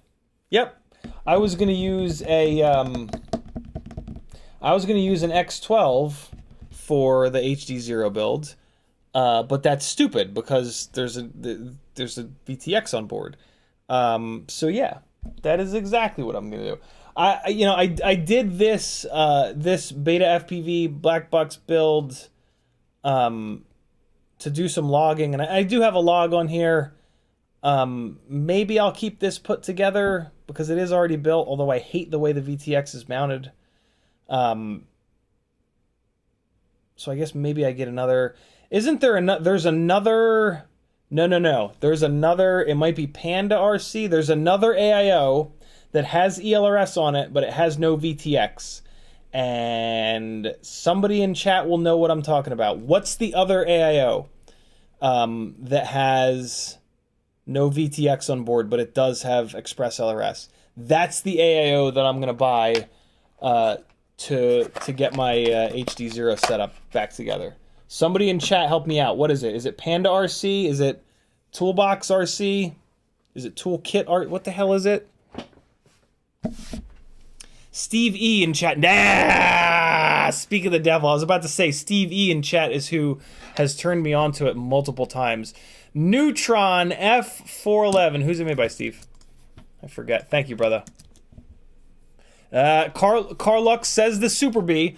So the Super B is what the Happymodel HDZero Modula 6 and 7 come with, and it's awful. The Super B is a terrible AIO that is super fragile and will blow up over and over and over again. Mine blew up like less than 10 batteries in, and I've talked to so many people that have had that same experience. And you have to direct solder the motors so that Super B AIO can go to hell forever. Here's the Neutron RC. And who's it made by? I guess Neutron is the company? Look at that. Yeah, they are. So I think there is another one even. I think there's one more AIO that has Express LRS on board and a but no VTX. But yeah, this is what I'm gonna get. I'm gonna leave this tab opened, and this is what I will use on the. I'm gonna do it's gonna be a Modula 7 build. It's where the 1002 23,500 kV motors are gonna wind up. It's gonna be a Modula 7 with HDZero, and I'm gonna put it on the regular. Yeah, I'm going to put it in the regular old Modula 7 V4 frame first. And if I run into any props in view issues, or if I'm just in need of more content for live streams, I'm going to put it into a Fractal 75mm frame. The problem I have right now, I can't put it into the Fractal frame right off the bat because I do not have the TPU that I need to run the bigger batteries on this. I only have the Darwin. Thank you, Market Zero. Or also Morton Upshot. Yeah, I need to bug one of you guys, hopefully, to print me the TPU for the to hold the bigger batteries. Let me see. Is that on Thingiverse? Fractal Thingiverse. Fractal FPV Thingiverse. Let's see. Oh, that ain't it. Go away. Fractal FPV. What if I search for that? Hey! Why is that so big? Oh, that's a 2S battery holder. Twisted, do you have more Fractal stuff? Yeah, you do. There we go. I think this is what I need. This is a battery holder for the Tiny Whoop 450 mAh 1S front and rear holder for the Fractal 65/75 frames. This is weird though. Why? So this is the one for the front. This is, I guess, the one for the rear, but why does it have the... Oh, I know why. Yeah. Yep. That's it. So yeah, I gotta bug one of you guys to practice, make this for me. I'm going to... Is anybody mailing me anything anytime soon? Hold on. Let me log in real quick, and I'm gonna put that in my list of things. Collect things to make, save to collection. Look at this collection of things. You guys can look at my I think this link will work. There you guys go. No hurry on this, but if somebody's gonna 3D print me something in the future, I'm gonna try to remember to bug you. But yeah, this is just things that I've bookmarked, just cool stuff. I already have, like, a lot of you guys have already made me some of these things, so don't just go making these without asking me. But there's some cool stuff in here. There's some old school stuff in here too, man. This list goes all the way back to, Jesus, 2017. So yeah, there's some OG stuff up in here. Baby Hawk AIO cam mount. Come on now. But yeah, if you want to look through the random shit that I've bookmarked on Thingiverse, there you go. I keep meaning to bug one of you guys to make me this thing. I don't even know if... Yeah, this will work on my drill. This is the same drill that I've got. Man, Thingiverse. Come on. What a glorious website. I think that'll work on my drill. Look at that. Imagine 3D printing a nozzle for your leaf blower. I don't even have this leaf blower yet, but I hope to get it someday. Look at that! Come on now! Is that not the most satisfying thing ever? Look, there's a shorty and a longie. Come on. Isn't that great? I wouldn't even want... I don't... The Milwaukee leaf blower is like one of the worst performing leaf blowers out of all the battery powered ones, and this would make it even worse, I think. I don't know why you would want that little shorty nozzle on it, but I just thought it was hysterical that exists. I'd be more interested in this one.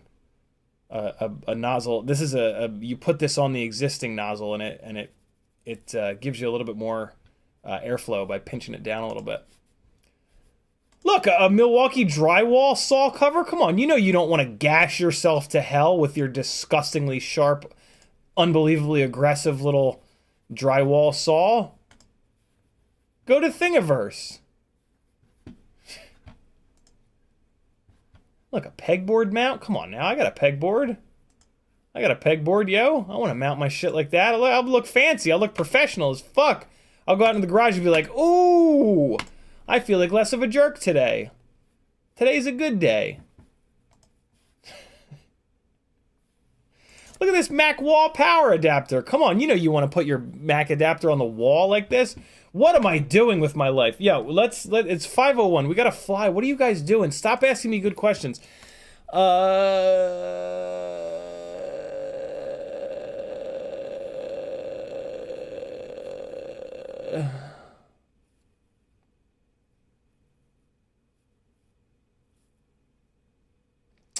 Manjaro Black says, so if I'm building HDZero, the Betaflight flight controller black box is a good choice or something else.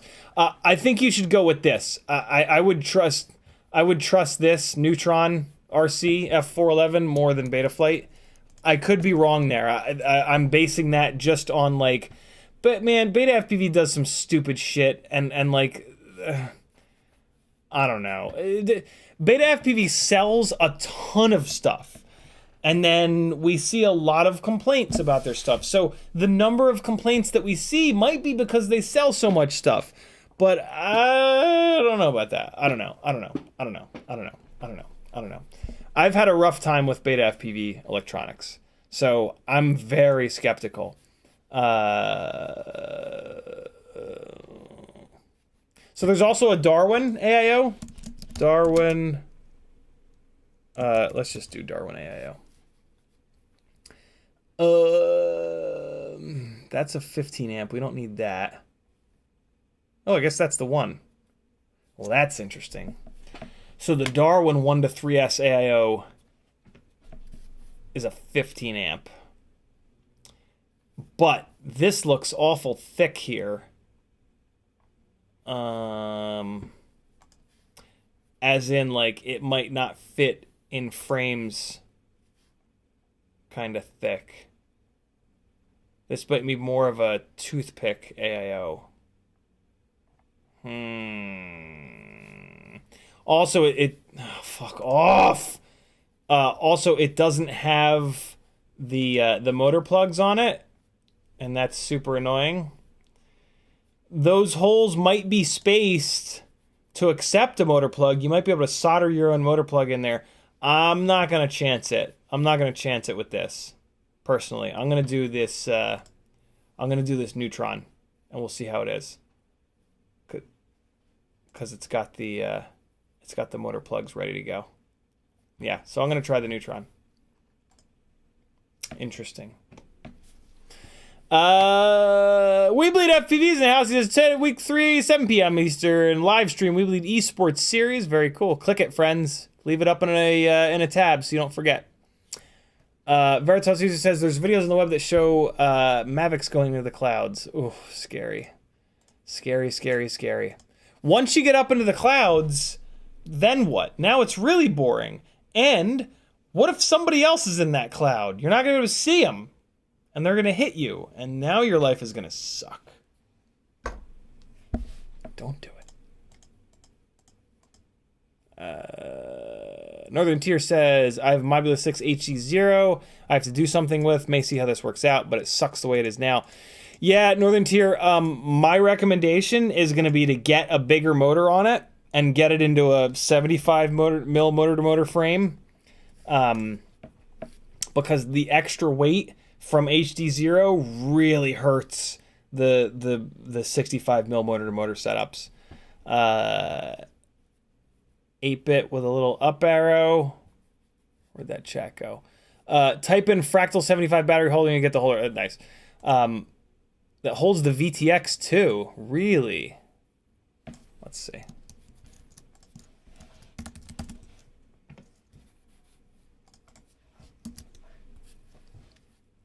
VTX. Is that this one, I guess? So that's a 2S battery holder. What the hell is this so long for? 2S battery holder. Oh, so this is for the back. Man, thingiverse search is useless. Fractal 75. What'll come up if I just search for that? VTX holder. What the hell is a VTX holder? Is that this? Is this a VTX holder? Fractal 75 protection. I think Toto is Eves. Nah, no, he's not. No, he's not. Fractal 75 2S LiPo holder. That looks more like the camera mount. Maybe Toto is Eves. I don't know if he is. No, it's Anthony. Anthony Toto. What is a VTX holder? The VTX is going to be...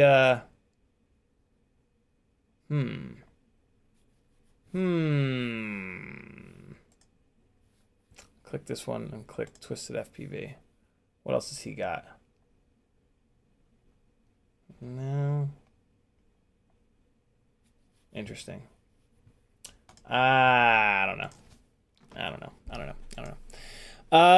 Some people are talking about the Darwin. On the Darwin, that is, I lost ESC on Darwin on 1S. Good. I'm not going to try it. Bitterroot says I had trouble on the Darwin 15 amp Blue Jay, had the wrong gyro. Info when updating the 4.4. All right, good. The Darwin's out. Awesome. I think it's too big anyway. Freeloader does say it comes with plugs, but it's for toothpicks 15. Yeah, Darwin's not. We're not doing that.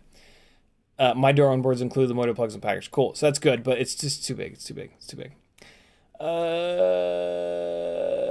Brazewopian says, no, Beta FPV stuff has issues. I know, right? These boards have so far been good, though. Yeah, maybe their new one's good. Manjaro Black ordered the Neutron. Very cool. So we'll have 2 people testing it. Market Zero says the Super Bee or Nor Darwin flight controllers have VTXs. Awesome. CV says either that or the build will be really tall. It's true. All right, we're good here. Philojo says comes with plugs. Got it. Dingle says if an ELRS cube antenna breaks off, what wire size and length do you use? Dingles, I've covered this a couple of times, and now that a couple of beautiful people by the name of Apache Smoke, Mood and Sniper, and Quadbot are doing timestamps, you can very easily find it on my channel. So you just go to CiottiDonkey.donkey, and you type the little, you click on the little magnifying glass here, and then you type ELRS. Let's try ELRS fix. Bang! Fix Shit Friday, fixing a broken ELRS ceramic antenna. Here it is, friends. And then you open that, and now you scroll down here, and there's not timestamps quite yet. But I'll bet you that Quadbot eventually gets to this one. Oh, wait, here we go. Jason, actually. Shout out to Jason. I saw this 2 days ago. Jason found this live stream and left this with a timestamp. Friends, this right here This is how you stand out in YouTube comments. If you do not want your YouTube comment to get lost to the ether, this is what you do. You put a timestamp in it and you say something like interesting, and then the person whose YouTube that video is notices and goes, oh, Jason's a cool dude, and they click on Jason's profile and see if they have any videos, and if they do have cool videos, they subscribe to them. I haven't had a chance to do that, but I did see, because whenever I click through and actually read a comment, I will, just for my own reminder, I click thumbs up and I heart it. But yeah, there it is. Broke one of these recently, came here looking how to fix it. 43:44, here's the timestamp when Ciotti finished soldering the wire to the board. So you click that, and there you go. There it is, friends. Look at that. All fixed. At some point, QuadBod will probably get to this one and leave a full complement of timestamps, and I'll add them in there. But yeah, this is how you stand out in comments, yo. Jason's got some cool stuff, and he's into cars. We're subscribing.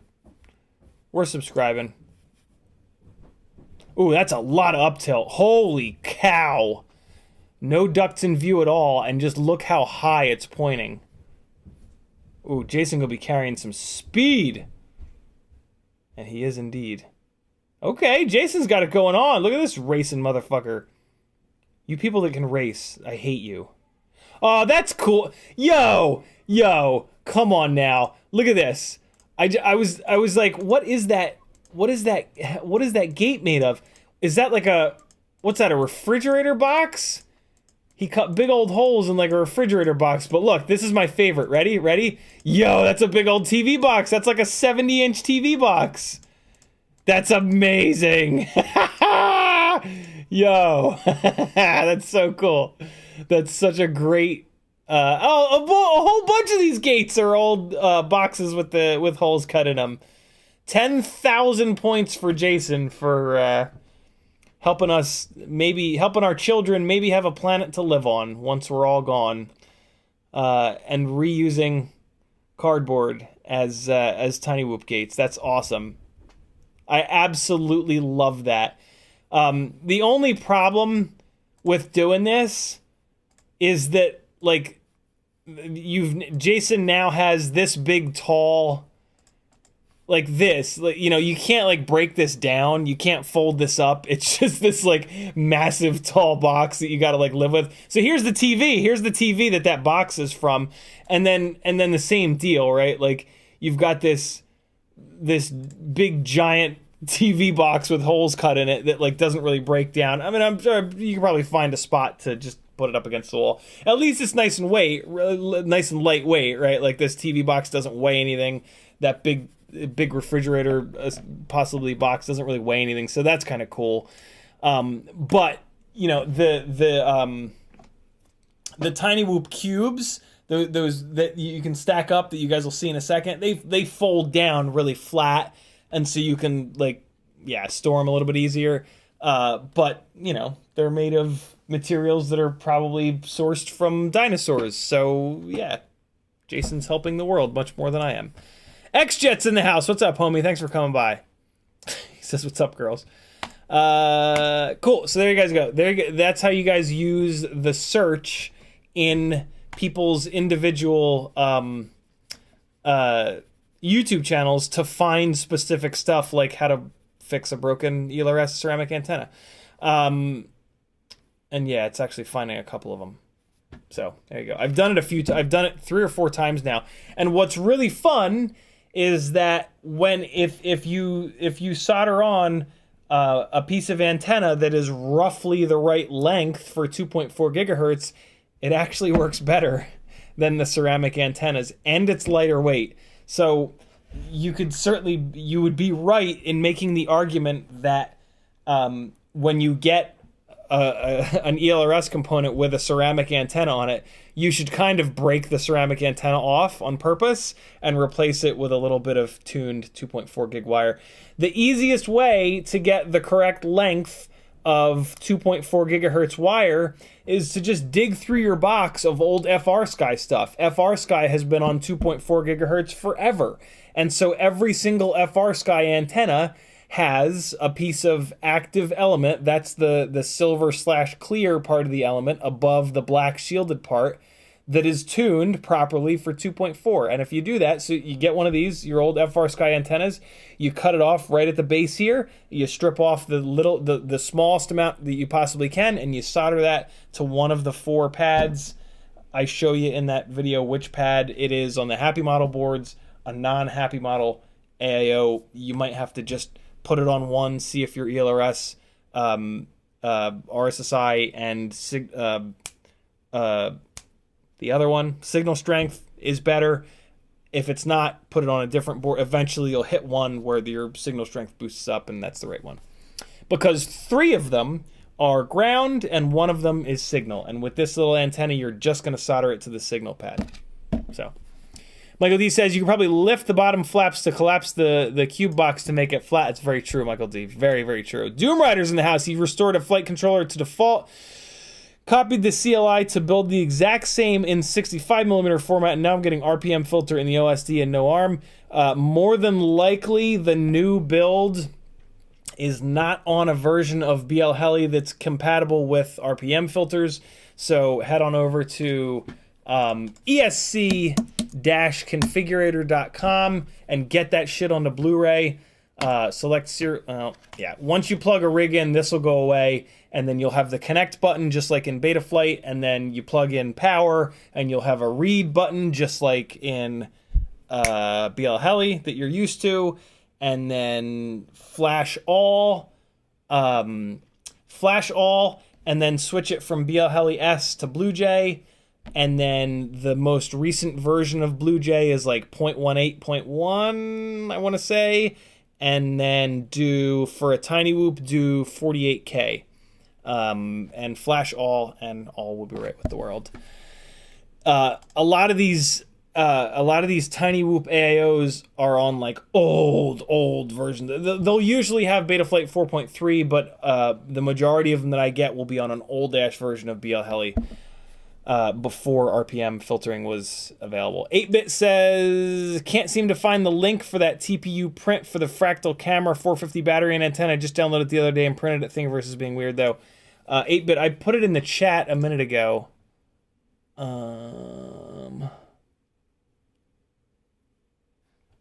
What if I just hit paste? What's still in my... Nope, that ain't it. Let me do this. Thingiverse. Oh, here's my things. Here it is. Boom. Just like that. There you go, brother. All right, I'm caught up on chat now. We can do a little bit of flying. This is...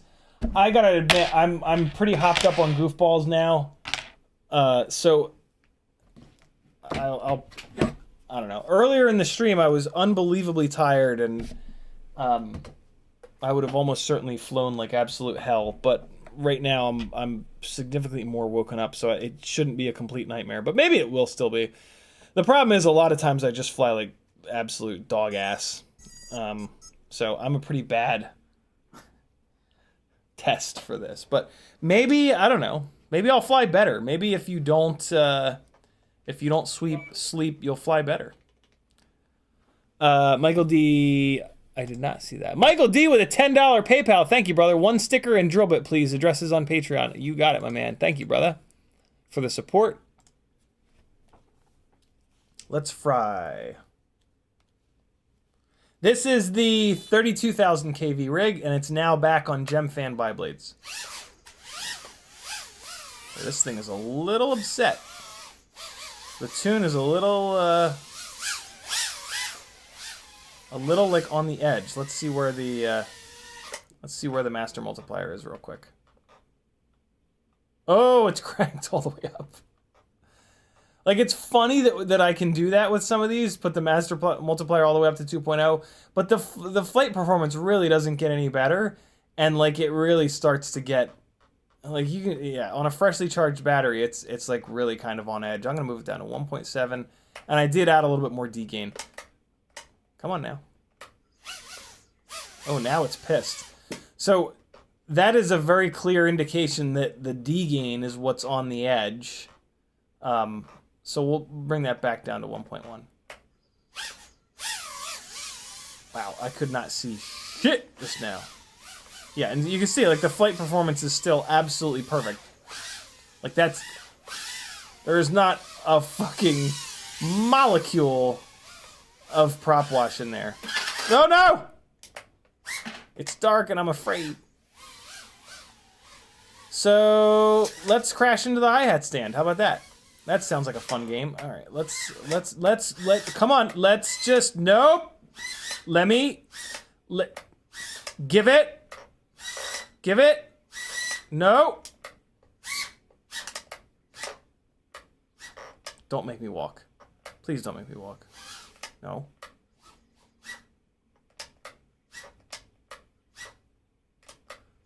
If you just keep yawing, a lot of times it'll come out. Yeah, look at that. Told you. It gets stuck under this corner here. It gets stuck under that, see that? Like, and then it's hard to get it out. Oh, God. Let's try the impossible power loop first.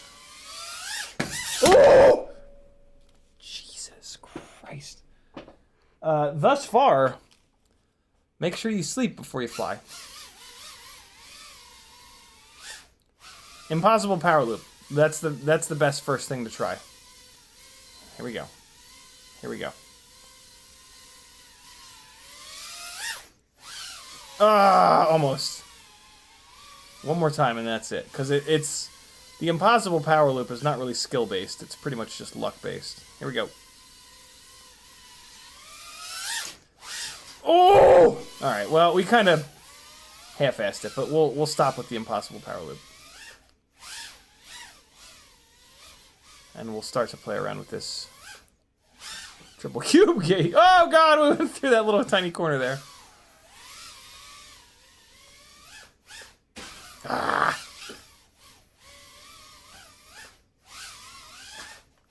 No, no, no! Easy. Ah!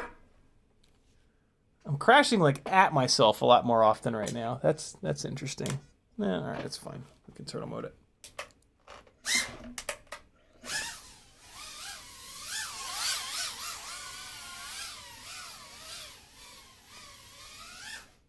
Ah, so close. Oh my God, rejected twice. Come on. There we go, that's the one. That was the one. Now let's try it the other way. Ah, so close. Oh God, it's so satisfying. That is one of the most satisfying moves in the whole wide world. Is that big tower Matty flip. It requires 2 blips of the throttle. The first blip of the throttle. So because I'm going through this gate here, I can't just like the easy way to do Matty flips is just to come up here and just fall into them. And then you only have to pick the throttle up once to give yourself to stop it from hitting the ground and to pull yourself out backwards. The more challenging and cooler looking way to do it is I'm being forced to do with that extra gate there, because you got to carry a bunch of, you're not just falling into it, you're carrying a bunch of forward momentum. Jesse from Tiny Whoop's in the house as well. Good Lord, everybody's coming through. Jesse, this is the, hold on. We'll give the full, I got to start doing this. I should start doing this every time before I fly. I'm gonna call this the porn intro. We'll get the porn intro going. Hold on. Let's do this properly. Let's properly introduce this quad that we're gonna be flying here. All right, hold on. Ready? Hold on. Gotta go here. Gotta go here. Hold on. This is how to do it. This is how we do it. We gotta wait for the song to kind of get just let a little bit of light in.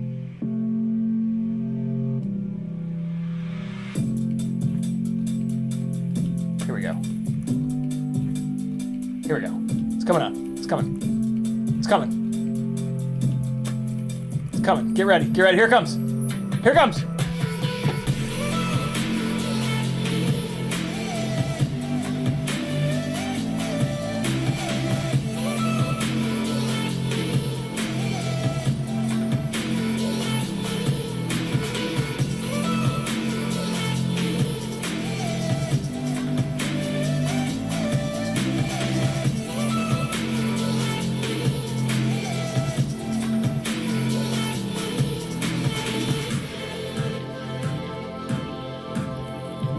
Introducing the TinyWhoop.com Ultimate Freestyle Tiny Whoop, featuring Meteor 65 frame, Happymodel F4 AIO, TinyWhoop0702 32,000 kV motors on GemFan by Blades. Get yours today from TinyWhoop.com.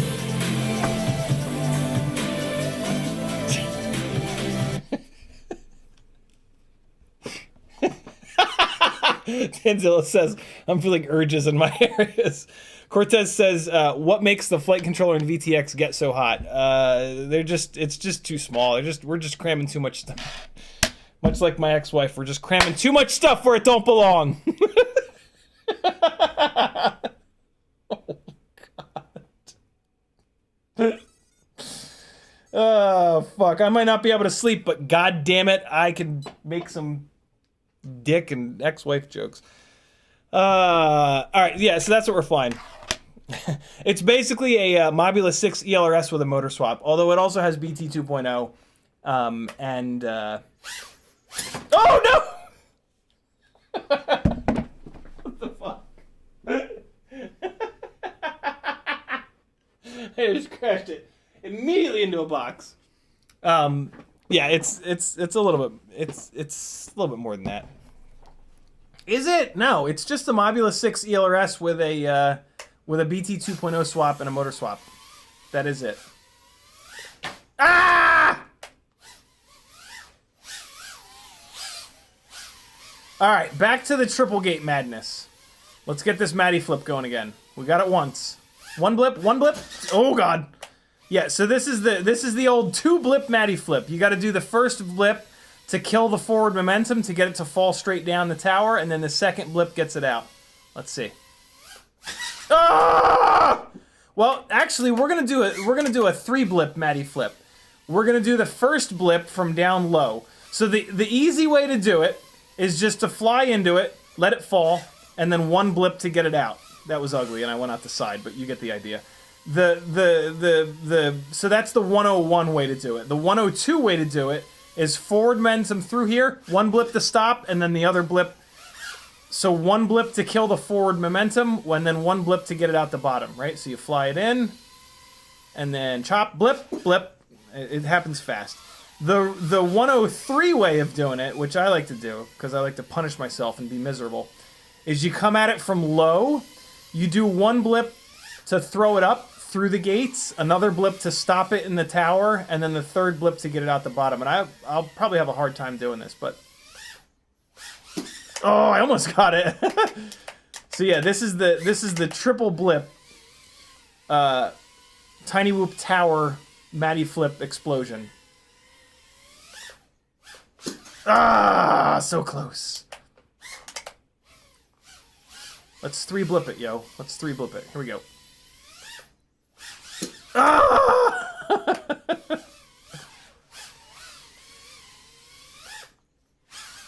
Ah! I went out the middle. That was almost there. Ah! We're close, man. We're close. This is obnoxiously hard. We'll do it as a split S. That's better. I can do it way, way, way more, and it almost looks cooler. I could do it way more frequently as a split S, just because it's not all timing related. Matty flips are just kind of timing moves since you're blind. Ugh! I'm trying to do a really big throw. It helps when I kind of give it a little momentum. Ah! It's fun to my favorite thing is just seeing how long I can be off throttle. And when you do that, oh no. Tell me I'm not behind the thing. Don't make me walk. I did not get into this fucking hobby to walk. What's up, Double A? Which one is it? Oh, it's right there. Yeah, I don't know. I'm sure no sleep is not good for being able to fly properly, but it's not that bad. I had crashed on top of the PS3. No, no, no, get out of there. Oh my goodness, how did I get it into that cube? Good lord, easy.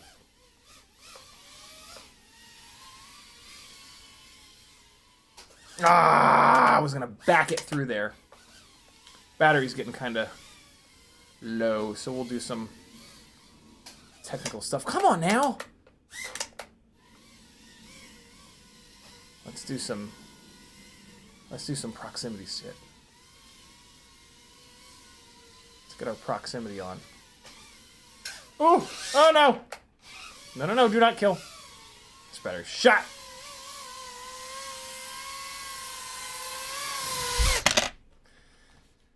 Quick change, battery farts, double A's in the house. Brandon's Baked Bean says it's behind the thing.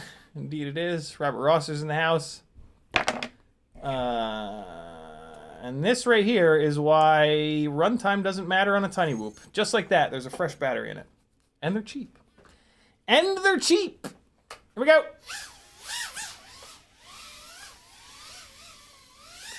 Oh god, rejected! Big power loop? Nope! Here's the big power loop. What was that? Here's the big power loop. So it's into that cube, but then it's inverted through the gem fan circles. Here we go. Here we go. It's a tough one. Okay. Can't even get out of the goddamn cube. You gotta go into the cube in a really, like, aggressive way to get enough angle to cover this distance to get back to those circle gates. Here we go. Ah, see what I mean? You gotta go into the cube really low. Or else you won't cover the ground. Oh, so close! I also like this because I get to fire the Tiny Whoop across the room. Ah! We were there! I just wasn't quite lined up right. What's happening here? That was weird. I gotta get some shit hung up on the walls down here. Not even close. Not even close.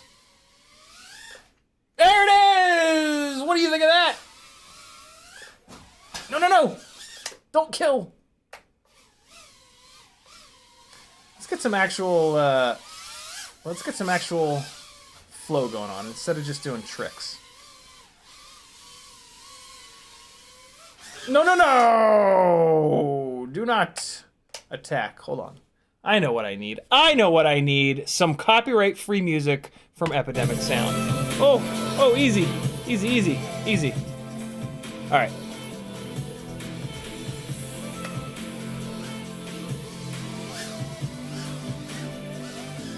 Oh, get the...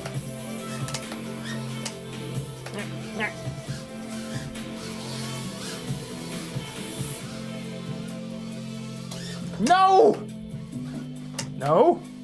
Don't do it.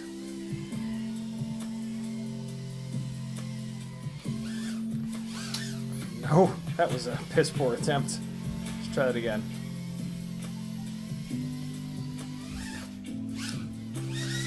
This current Mega Couch setup does not work for the coffee table power loops.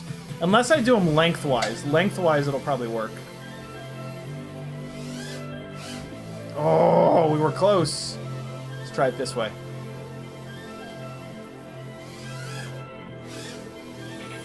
Ah, this battery's shot.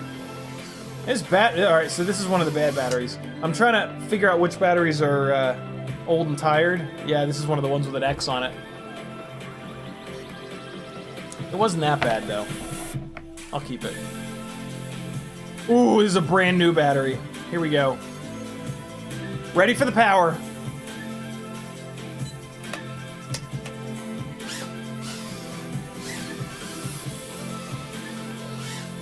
Ah!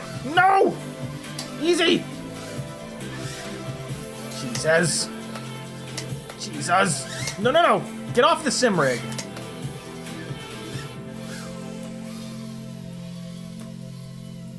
Let's get back into that coffee table power loop.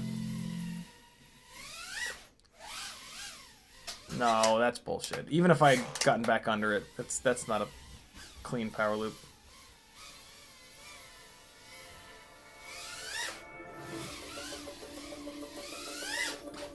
I mean, that was sort of clean. I'd like to do them a little bit more smooth than that, but let's move on. We'll do some other stuff. I said, yo, let me get into my flow instead of just doing tricks, and I immediately start doing tricks around the coffee table. Oh, no!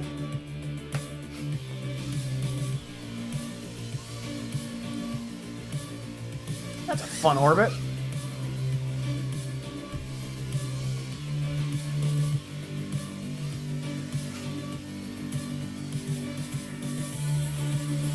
Concentrate a little bit here.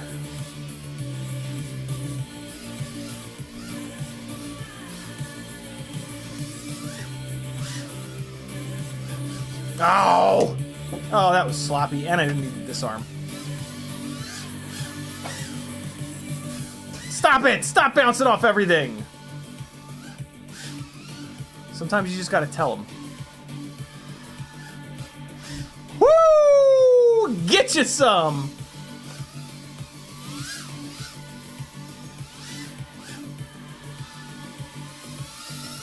Oh, fuck off.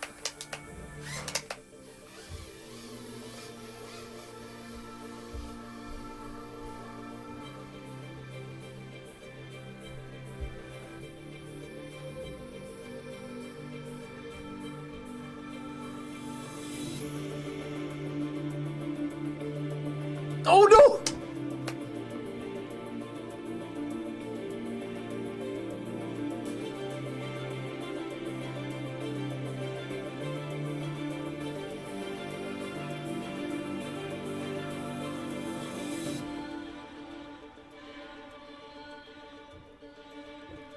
Here we go. The big one. Oh, God! I didn't think that would be a big crash. That would be a big trick. Just trying to do this. Oh! Oh, Duke! There it was. There it is. God damn it.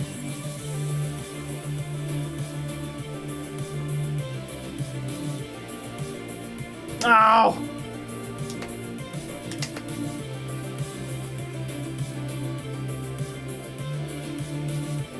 Woo boy!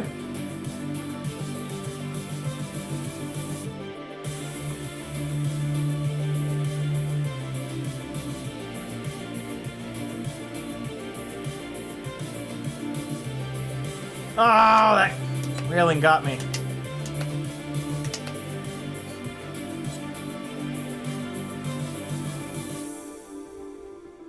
Oh no! No, no, no, don't make me walk, don't make me walk, please, no! No! It died all the way. I only had to walk 2 steps though, that's pretty good. 2 steps. I'm willing to walk 2 steps. Whoo, boy. My eyes are sweaty. I feel like I'm flying alright. No worse than I usually do. You know? Big blue piece of fuzz in here. What the hell's that about? Alright, let's go again. Let's go again.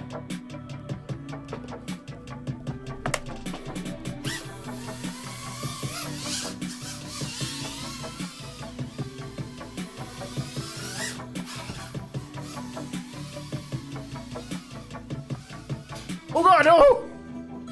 We're falling down the stairs, friends. What did you do today? I fell down the stairs with my buddy. You okay?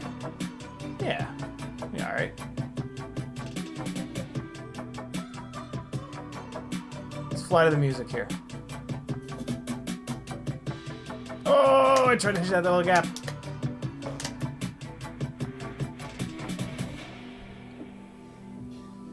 Uh-oh. Uh-oh. Oh no, I'm stuck above the painting!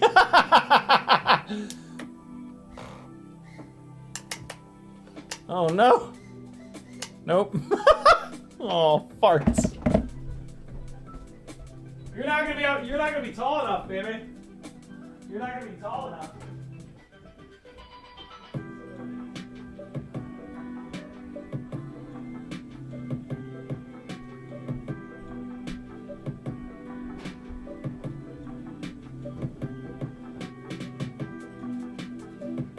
new place to get stuck has been discovered.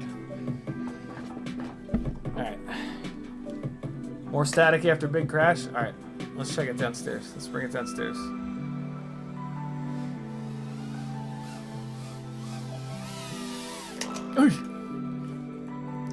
Moish. Nope, we still good. Hopefully it didn't hurt anything. Oh, you know what I need to do though? I need to turn this down to 25 milliwatts. I turned it up. I was flying it outside the other day.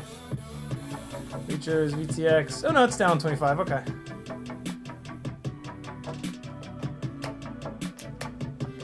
Come on.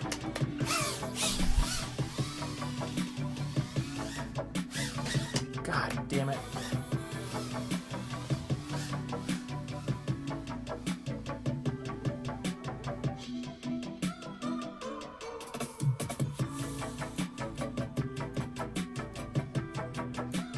No, no, no, no, don't.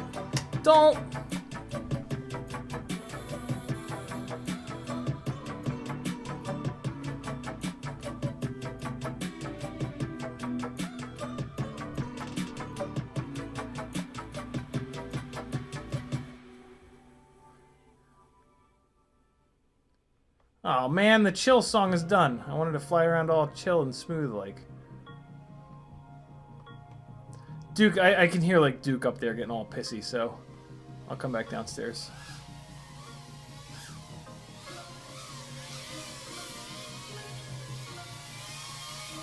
Look at this. You guys want to see what a stomach ache looks like? Oh, no, no, no, no! Don't you dare! Don't you dare, fish potato chips! Don't you dare! No, no, no! Thank you. Those are fried shrimp flavored potato chips and frosted cherry Pop-Tarts. What an idiot. Oh, fuck.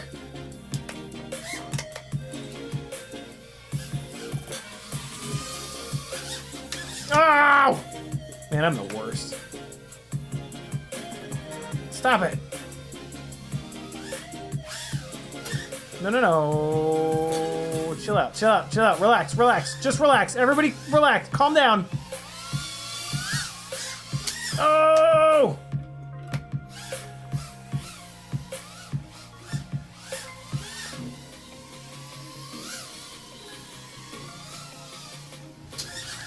The Nubidron gates that I never go through because they're a little bit too tight. That's what she said. No, it's not.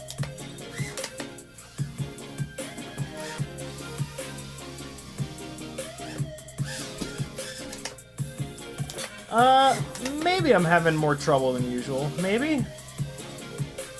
I mean, no sleep is certainly not going to help things. But I guess it's not that bad. The voltage is low. I was wondering why, like, all of a sudden my hover point was not getting me off the fucking ground. Can you? Oh god. Oh no. It's inside the back of the chair. Oh. That's an interesting landing spot. Jim Ryder, you're certainly welcome, brother. Enjoy. Make it out to the barbecue Bandau event this weekend. I would love to see you there. I doubt it, man. Finances are pretty tight, so I'm just not. And my car needs tires and oil change and some other shit, so I'm just kind of laying low for a while. Where is it, though, out of curiosity? Denzel says no wonder the pooper pumps kept breaking down.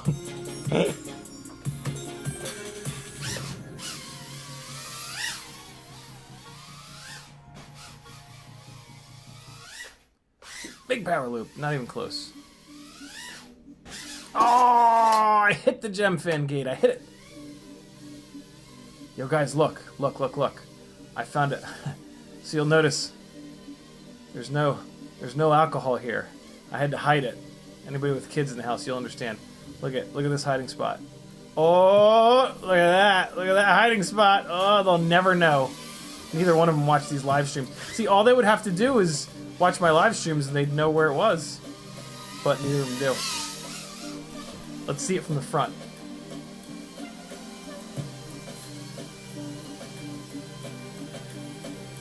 Can't really see it. Oh. Oh, God!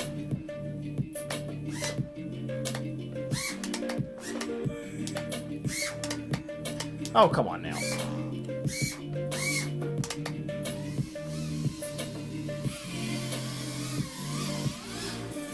Radio killer. I always feel like there should be a...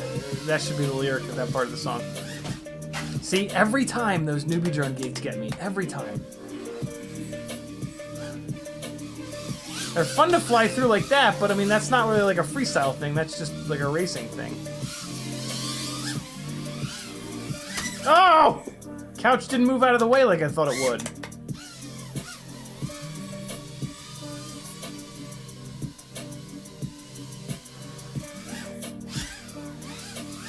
Couch tried to get me. I didn't let it. Circle Geeks tried to get me. Didn't let them either. Stop! Don't eat me!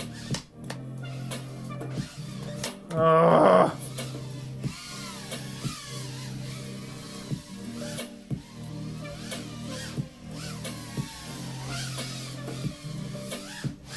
What was that? That was a dumb thing. Oh, no, no. No, no, no. Easy. Yeah, this is... Oh, boy. I can't. Okay, yeah. Maybe there is something to this whole, like, no sleep makes you the worst pilot in the world. Or maybe... Oh, you... That shit ain't coming out. Maybe. Oh my God, it's in Georgia? What the hell? Man, I find out about shit, like, absolutely at the last second from people that don't even live in Georgia. I mean, if it's in Georgia, maybe. Maybe. Let's put up more gates. That's the solution. More gates.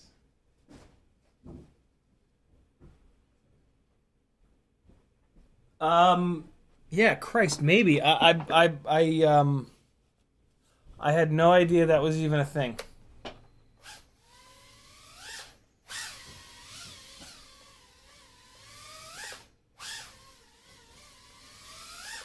What can I do about that? Where did I go through? What was that? Oh, God, I was pitching forward way too slow. Hold on. Nah, not good. I don't know if that cube is in the right spot. I don't know if it should be perfectly below like that.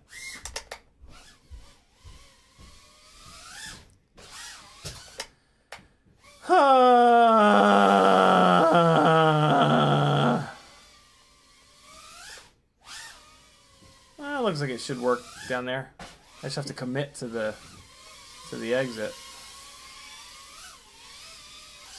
Stop! I really get used to the throttle percentage for the Double A says, go do it. You'll love getting out with the people. You know, this is gonna sound awful, but I don't like flying with other people. Like, I like flying alone, and then separately I like kind of talking to other people, I guess. But I don't like going to events where there's more than like one other person flying. It's just not my deal. But I do like talking to people, so I would have fun going and just hanging. But yeah, I'm not like a social flyer. It's weird. Get in there.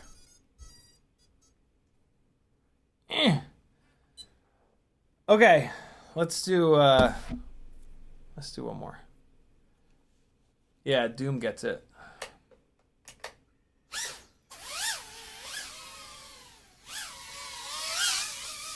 Oh! We'll do an ASMR battery.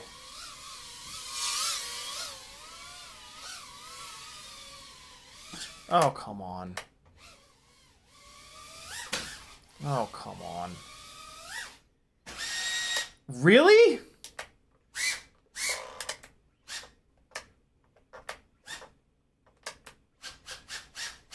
Really? You're gonna do me like that? This is how you want it?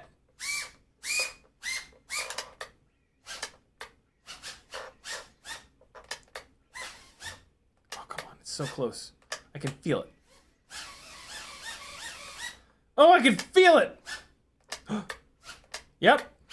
Never give up, motherfuckers! Never give up! In life or in... Oh, God. Or an FPV. You. Ah. Stop it. Let me through. Oh, no. Stop that. Stop it.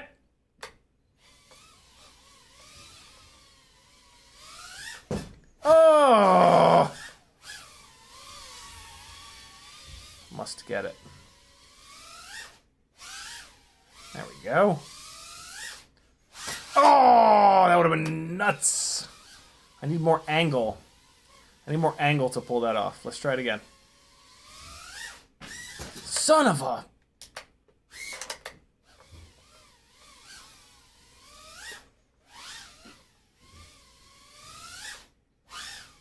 Nah. Nope. Stop. Where is this? Where am I? What in the hell? Oh, I know where it is.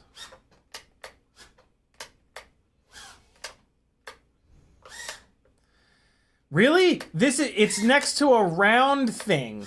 And this is where you're gonna get stuck. You were wedged in between the thingies, and I managed to get you out. And now you're next to a round lamp base, and this is where you're gonna get stuck. This is it? This is what you're bringing to the table?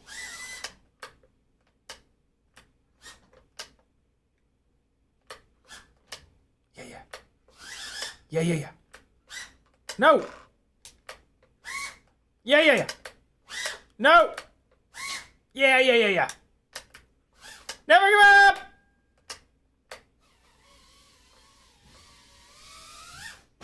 Oh no! Why is a simple power loop so difficult? Wow, I was way short on that one. Fuck it. Let's just try the second part of this little combo. Oh my god, why?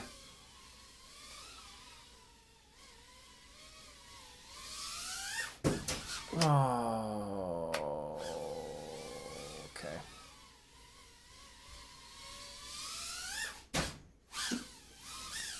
I think I might need to go through the hanging gate inverted and then turn it over on my way down. Everything happens so fucking fast, though. Okay, that ain't it. I forgot to put any angle on it.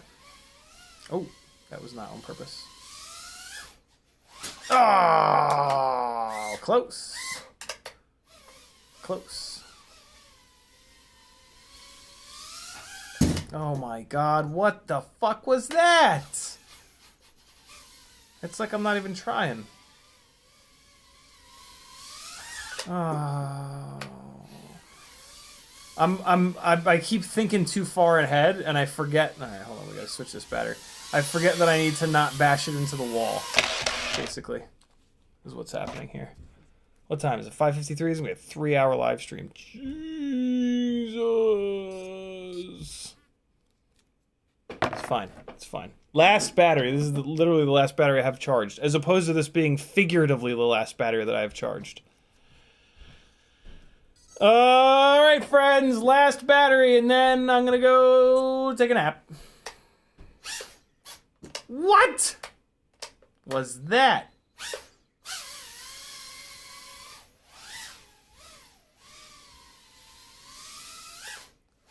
Oh.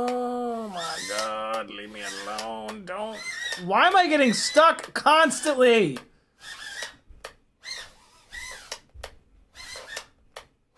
No! I hope you guys are paying attention when I'm getting stuck, because, like, if you get stuck somewhere unrecoverable, you might need to, like, know this. See that? You gotta just work it out. You can almost always get them unstuck. You just gotta, like, try different... You just gotta try different, poo-poos. You heard it here first. Try different poo-poos. That's the secret. Fuck you. Nope. Oh, no. I'm just doing it all wrong. I'm doing it all wrong. I mean, I'm like putting roll in at the wrong time. I'm all discombobulated. What's happening here? Let's try it again. Come on. I can't even get through this. Look how big these gates are. Look at the size of this gate. The Tiny Whoop is like 2 inches wide. This gate has like a 3-foot wide opening, and yet somehow 89% of the time I hit this tiny little fucking bit on the outside or the bottom or the top or upside my asshole. Oh, great. Crash on the one thing that you're not allowed to crash on. Here we go.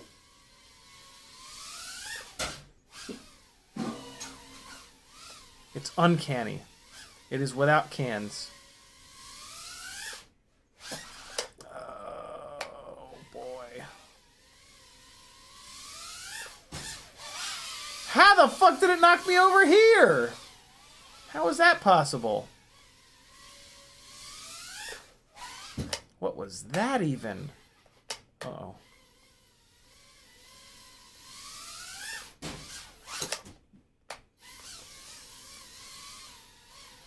When I do the same thing over and over, a lot of times I feel like I get worse at it. And this is one of those times for sure. Well, I mean, that looked terrible. That's all I got. It just looked terrible.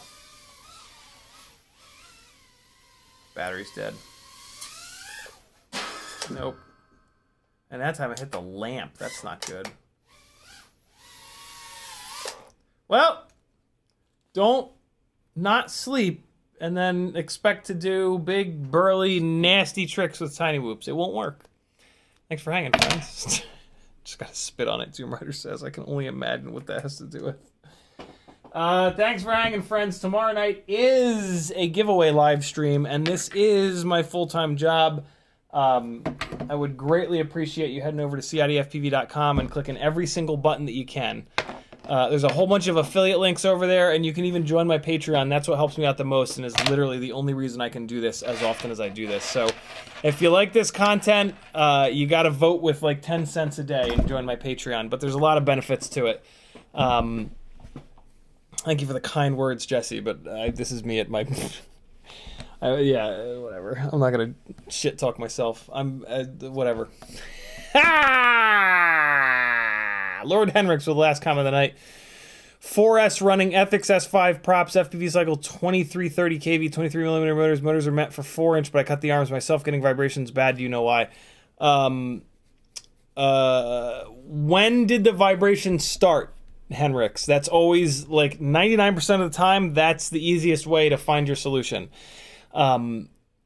Yeah, you just got to think back in time and figure out when the problem started. Whatever you changed right before, that's the issue. If you stacked it into a tree at 170 miles an hour, that's the problem.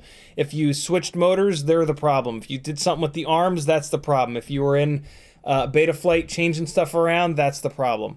So yeah, just look back to when the problem started, and that's the biggest clue. If that doesn't work, I need to know like everything. It's going to be like a 5-10 minute troubleshoot. So yeah, I've always had them. Could it be my prop top speed? Anything's possible, but I doubt it. Try a different propeller. spin up your motors in the motors tab with the props off to make sure none of the bells are vibrating all over the place. Yeah, look at mechanical problems first, and that's usually where you'll find the issues. If you still can't figure it out, post in my Discord. It's one of the perks. Full Discord access is one of the perks of joining my Patreon for 10 whole cents a day. But there are a couple of Discord text channels that are free for everyone. Brilliant people hanging out in my Discord. Yeah, man. Be good. Love you guys. Here comes some tiny whooping on my little jungle gym, local jungle gym, with the iGao 1.5mm shaft, 0802 27,000 kV Tiny Whoop motors. I know, phone, I know. I need to schedule tomorrow's stream, I know. I will forget to do it, though. Getting you guys a little bit of music here. Be good, don't do anything I wouldn't do. See you guys tomorrow night. Giveaway live stream, join the Patreon. Get in on some giveaways, win some stuff. Later!